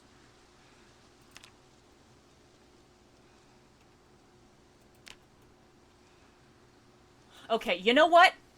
You know what? I think for sake of making this feasible, and because I disagree that I can't just, like, carve a bowl, or... Because there is such a mechanical difference between eating plants individually and throwing them in a bowl and calling them a salad, I will allow myself to cheat in a bowl because it is simple and it is not hard to acquire. It is not hard to cup your hands and say, this is a bowl now, deal with it. Just another thing. I want... items list. I just want a bowl. Okay, so there is a clay bowl. But I need, like... I would need the pottery and... No, yeah, no, just give me a bowl. Just give me just a simple bowl. Just a bowl. Just one.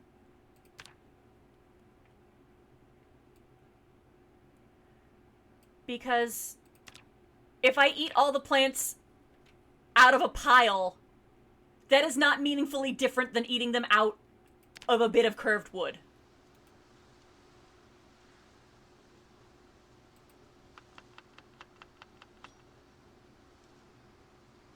And suddenly, the exact same piece of kale with the exact same nutritional value can make me happy.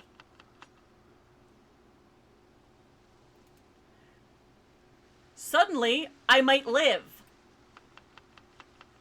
Because I have a bowl.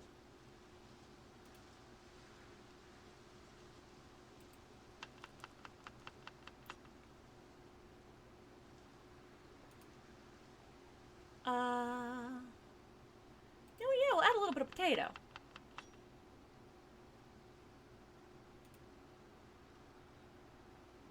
And a little bit of marigold. Why not?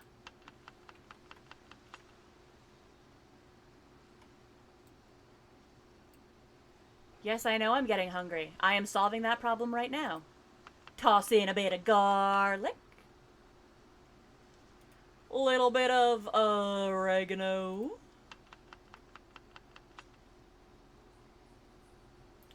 Possibly some lavender. Sure, why not? We're gonna live a little. And chives. Like, look at this. Look at this. This is a salad that can keep me alive. And it's the same dang things I was just carrying. There is no reason I can't take a bite of kale with a little bit of cooked potato and some lavender just with my hands.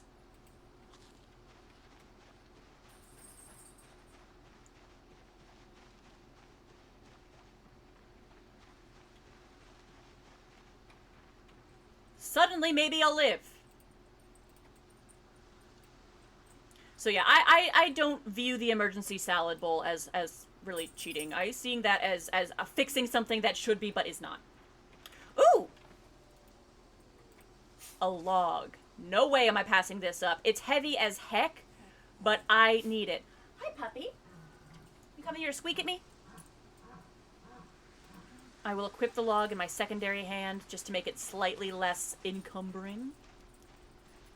Is this a river? Do I know where this goes? I don't. So I'm not going to keep walking, and I'm going to instead start backtracking to make my way home. It's also almost noon. So I shouldn't wander too far from home. I want to deposit this log, because this log is good firewood, and any number of other things. Really, I think that's going to be my goal. I should spend the first half of the day foraging, gathering up wood that I can use to practice carving up until the point where I can get a bucket to more easily purify water. Yeah, fun because it's realistic, but sometimes it's realistic in a way that it's annoying. Yeah, honestly, the fact that, like, the bowl thing, it's not even realistic. It's just, like, there's nothing, again, I could just as easily, like, I don't know, use my shirt as a pouch to throw all of these different ingredients in and eat it with my hand the same as I'm eating it out of a bowl, and it is not demonstrably different. It's fine. You could throw X to distract zombies. Note to have a concept. Yes! Or, heck. I have a lot of thoughts about, how to deal with zombies, because I used to go to a zombie camp LARP every now and again. And like, if you have a car and you have the car keys, why can't you, like, trigger the car alarm to draw off zombies if you want? That should be allowed. Okay. Log. Drop log.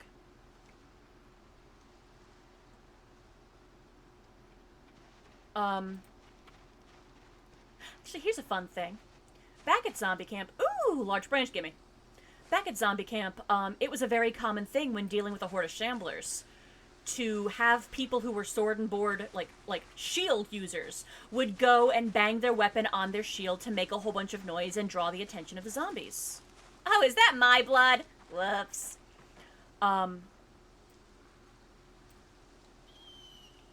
And it's funny to me because when you hear the word swashbuckling, that is what that word means. To smack your shield with your sword. To swash your buckler. And that pleases me. So there's your fun bit of trivia for the day.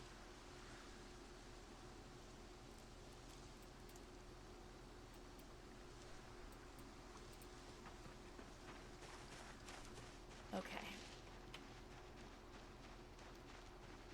Gonna do a little more foraging, because I think I want tree branches.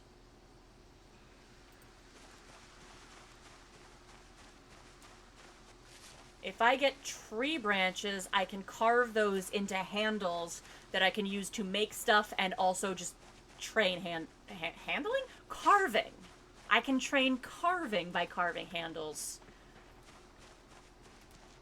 So that eventually I will be able to make a vessel in which I can carry water.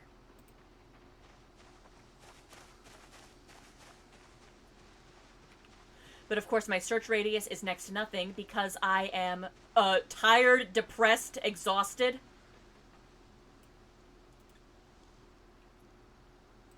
Not gonna sleep yet. I don't want to waste daylight. But I'll pause and rest for a sec. I will hydrate, so not to dehydrate.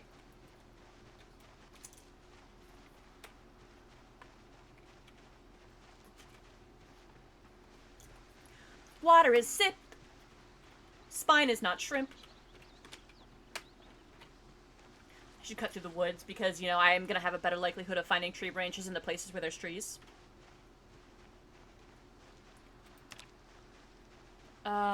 My injuries are still injuries. Still infected. Not great. I should probably wash them again.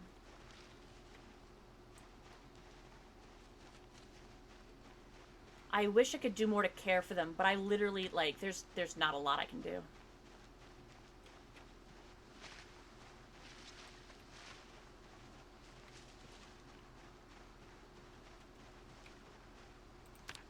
Okay, what can I do here? What have I got? It's like I'm hesitant to use all of my tree branches for carving when I also have to use them to start fires. I guess... Gosh. I guess since I am after firewood and I do have my crude axe, maybe what I should do is I should start clearing out this area a little bit. Making it, a little bit less visually cluttered so that I can more easily, like, function in this vicinity. And chop down some of these trees for the extra wood. I think that ought to be my game plan.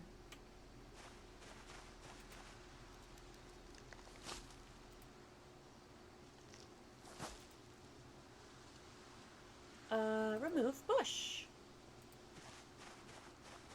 Will you give me tree branches, bush? What is he doing? He was just shoving the bush.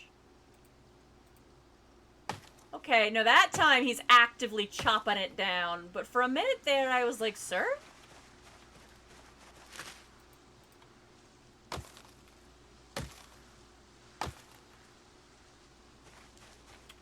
Okay,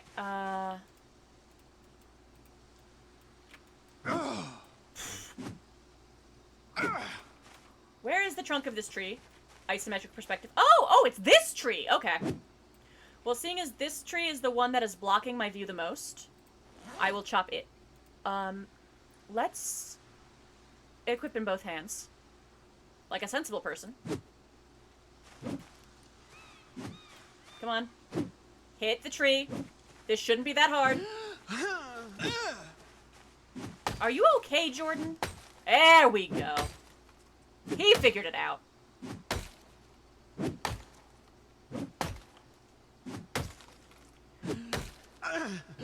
He's having a bad time.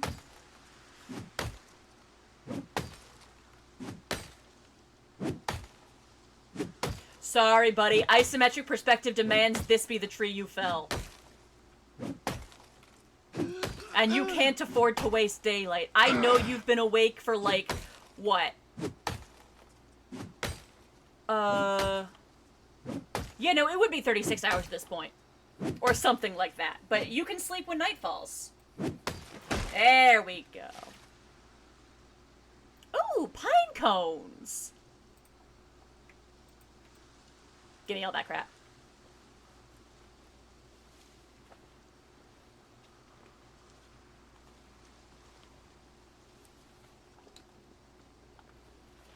In fact, I think I might move my, equip primary.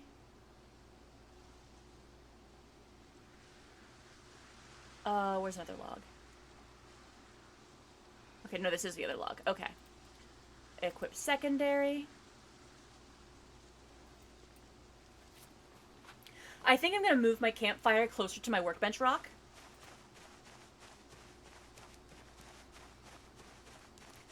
Just because, like, it only makes sense.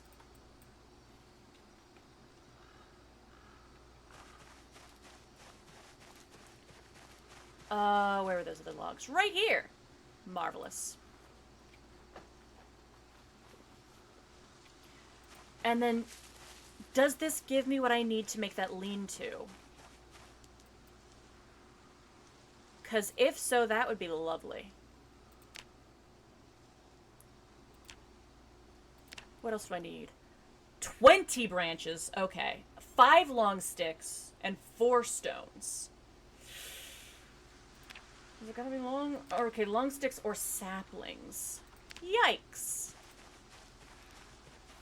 Okay. That's a pain, but we can make it happen.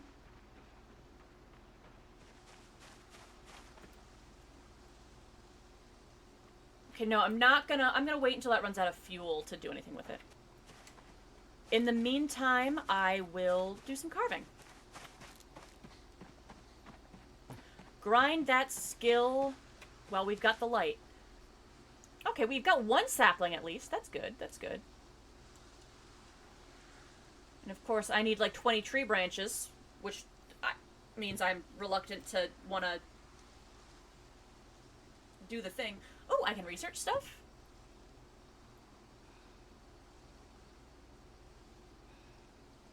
Wait, no, I can't research them yet because I don't have the skills to do that, do I? No, I do not. Okay. Okay, you know what? Maybe I will...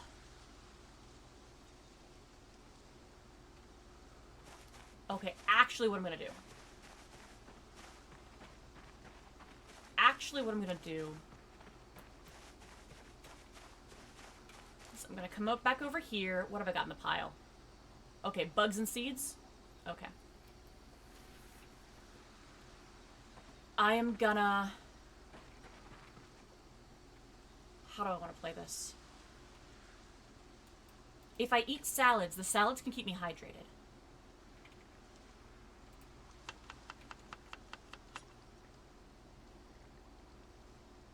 It's not perfect, but it's enough. And that can hopefully get me through up until the point where I have a means to purify water. Hopefully.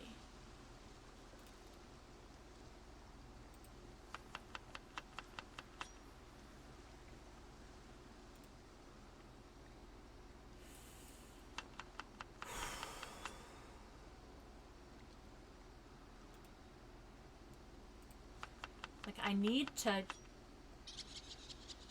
Once I've got shelter and water covered, I can afford to go a little bit further afield and start, like, looking for better gear. But until I have those things, I'm, like, really... I gotta be careful.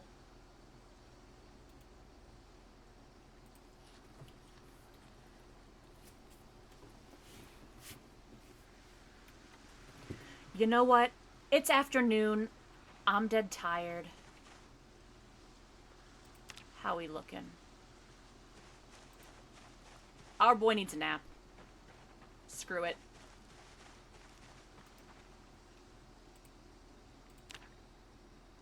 If I die, I die. Oh, good, I'm not dying. I am in fact healing. That's good. Oh, and I took a bit of a nap. Still ridiculously tired and in pain, but I woke up and there's still daylight. Nice! How's my axe looking?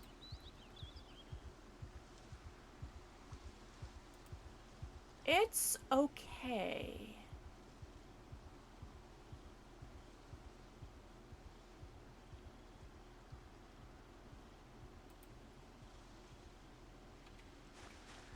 I think I'll equip it in both hands, and now that I've had a bit of a nap, I'll chop another tree. Because if I can get the tree branches I need to make that, that shelter, that's one of my goals right there. And once I've got shelter, I won't feel as bad about using the sticks for, carving. Although, this broken branch, I can carve this broken branch!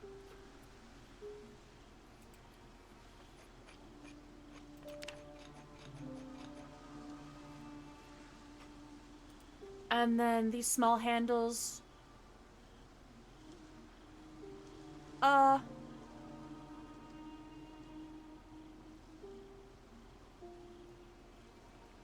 We'll make a spoon. I deserve to have nice things.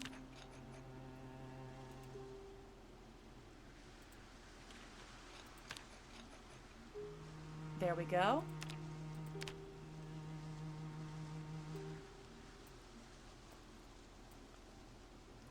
How are we looking? Our maintenance is okay. And our carving's getting up there because I gave myself an XP boost to make the grind not quite as suffer.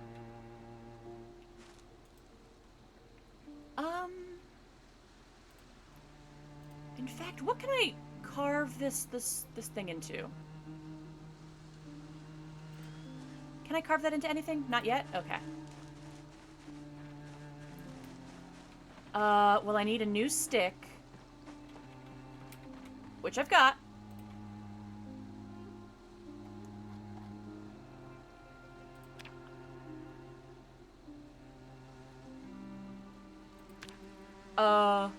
Somewhere. Wait, the sticks are right there. Where's my... Ah, sharp flint flake. There they are.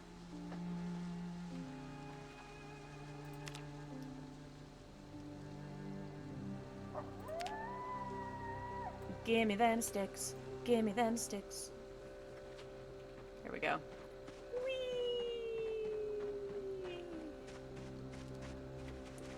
Back to our workbench. Give me an axe.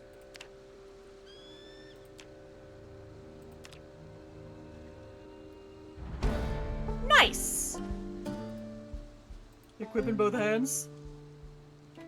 Hello, tree, give me your branches. I want to live. So you must die. Okay, Jordan, get good. There we go.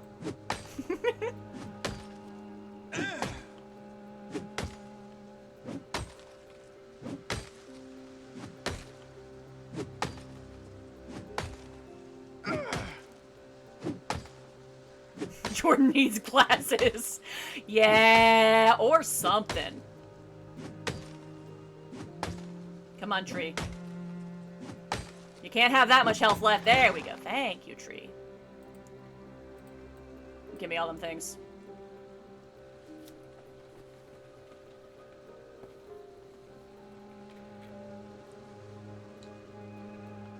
Bloop. Bloop. Hideously over-encumbered. Drop all this crap off. Ooh, another sapling.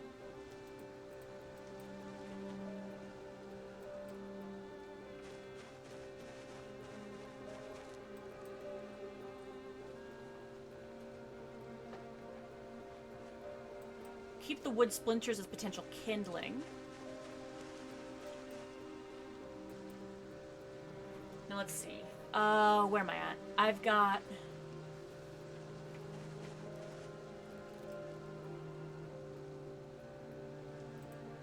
Let's place all these branches together so I can get an accurate count of them. Okay, 12.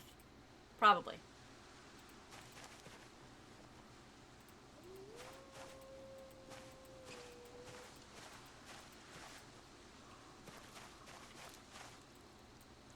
Saplings.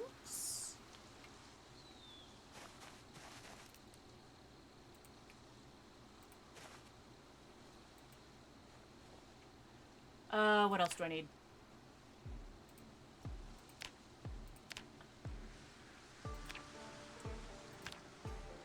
Four stones, 4 logs, simple enough. 5 saplings, 20 branches. And rope. Okay, that's doable. That's doable.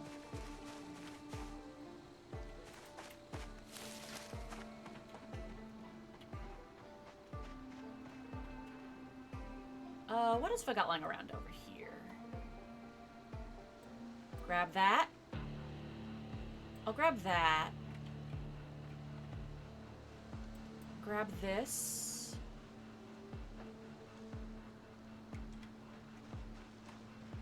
Ooh, wait, my dog bane. Rope. Stone. Perfect.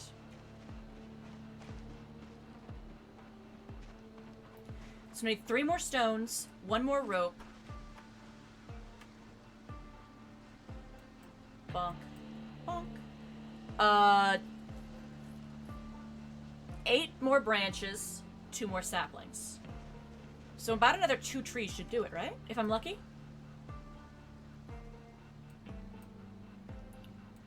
Just drop these here. Let's go to the crafting menu and make up some rope. My tree branches are over here. Go to the crafting menu and make up some rope.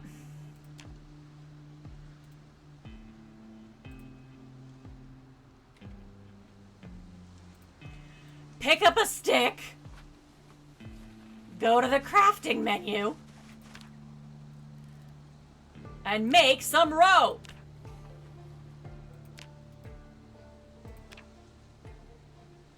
There we go. Drop that. Drop that.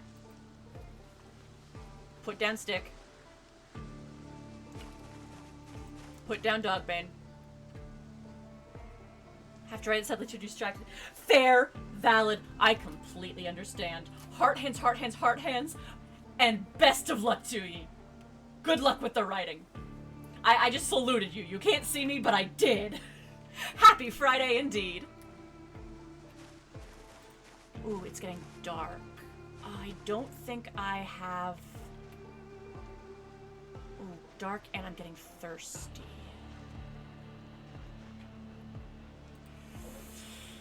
How do I want to handle this? I think what I'm gonna do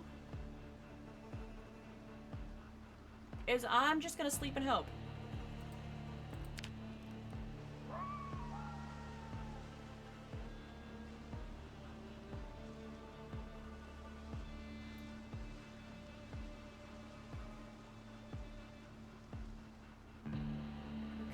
It's dawn. We're still sleeping. There we go. We woke up at a reasonable hour, I think. And it's raining for better or for worse.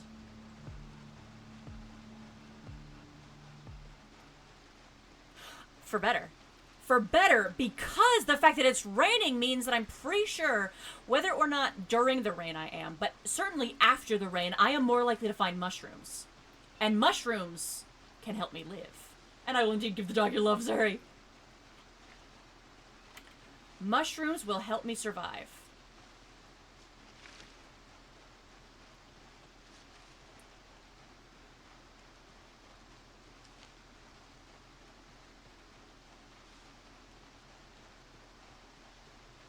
How's my health looking, actually? Okay, my health is fine. I'm not yet taking damage from being hungry or thirsty.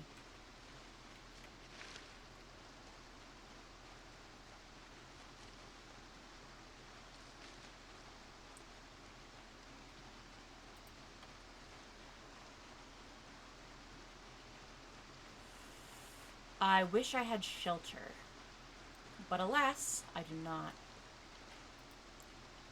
Though, ooh, large stone? No, too big. I don't want large stone, I just want small stone.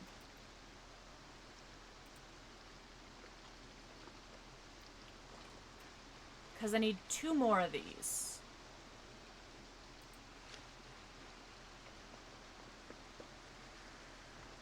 Or is it 3 more of these?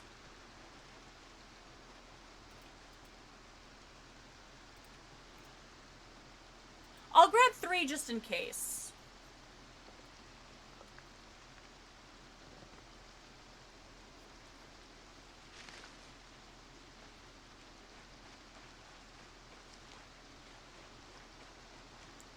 Three stones. 2 more saplings.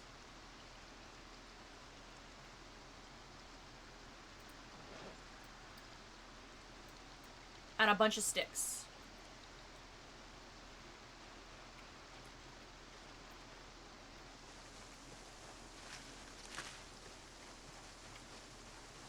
I guess I'll just chop down more trees because I don't think I'm gonna be able to find much in this weather. Not until the rain stops.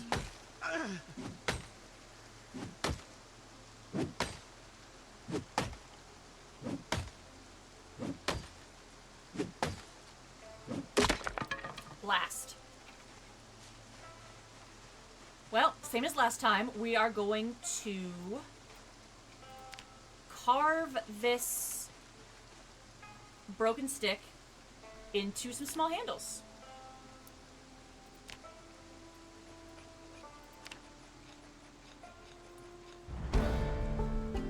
There we go. Boosted our carving. And for sake of, I guess, just, like, grinding,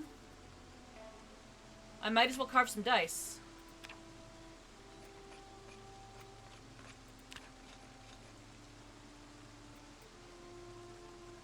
Skills. Carving.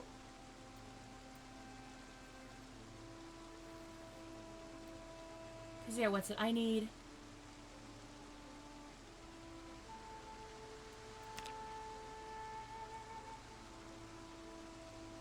I could grab the medium handle.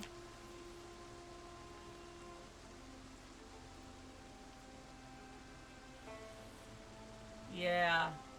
There's not much I can do just yet, unless I had bone, which I don't. I guess I'll make a fork. Can I do that? Can I make a fork? What? What? Hard hands, hard hands, hard hands! Oh no, I can't make a fork! I haven't learned the recipe! For carving tines into a spoon. That makes sense.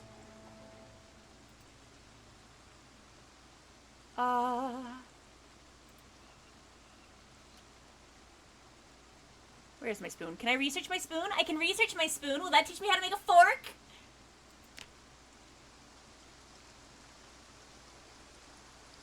Okay, good. Researching the spoon taught me how to make a fork. Good. Where did I roll? I wanted to roll a dice, but I couldn't see what I rolled. I rolled my dice. I rolled a 4. Anyway, I'm focused. Fork.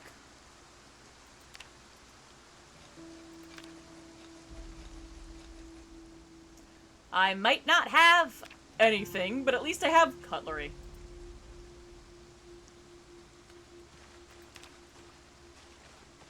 Okay, do I have another? I have the one sharp flint flake. But that's enough to get me one more axe.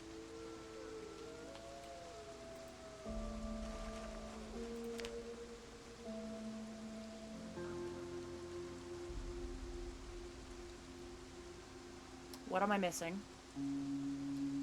Why can I... What? Axe where? Where would it be? Repair?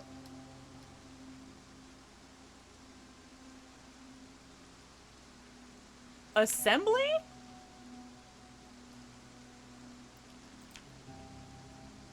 Okay, I'm just missing twine, I think. Craft twine.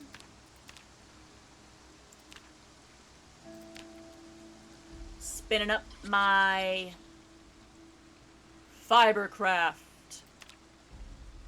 And now I can use that to make an axe. There we go. And now if I equip that axe in both hands again.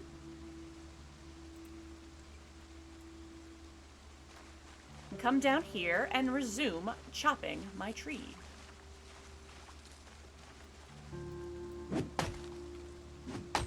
And this time it didn't take me 7 tries to connect with the wood. He's having such a hard time. Come on, Jordan. You can do it. There we go. What do we got here? No saplings. Blast. Got a couple more tree branches and a couple more logs, which is good.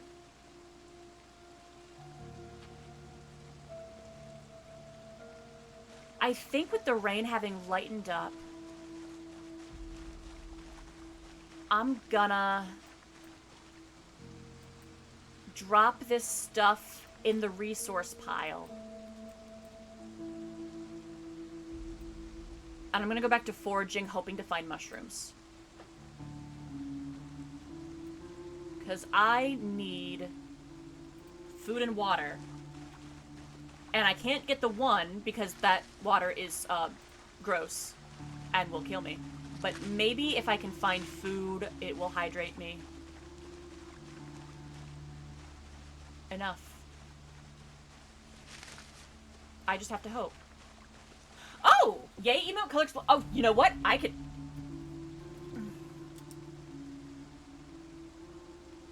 I'm writing that on my wrist right now.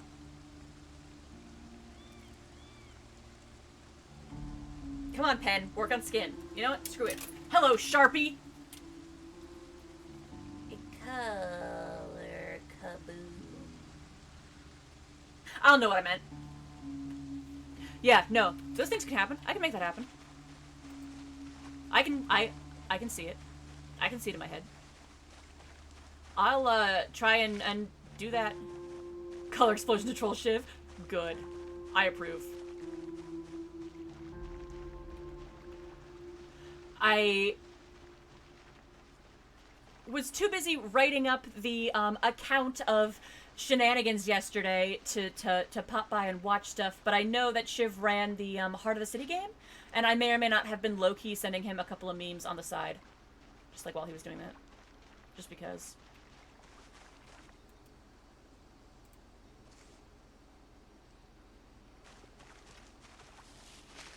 Okay, millipede.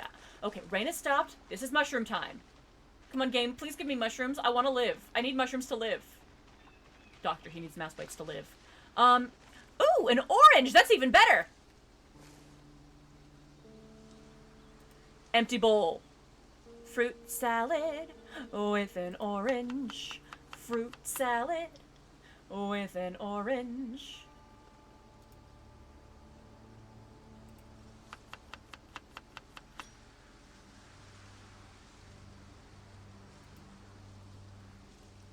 put both parts of this orange in there.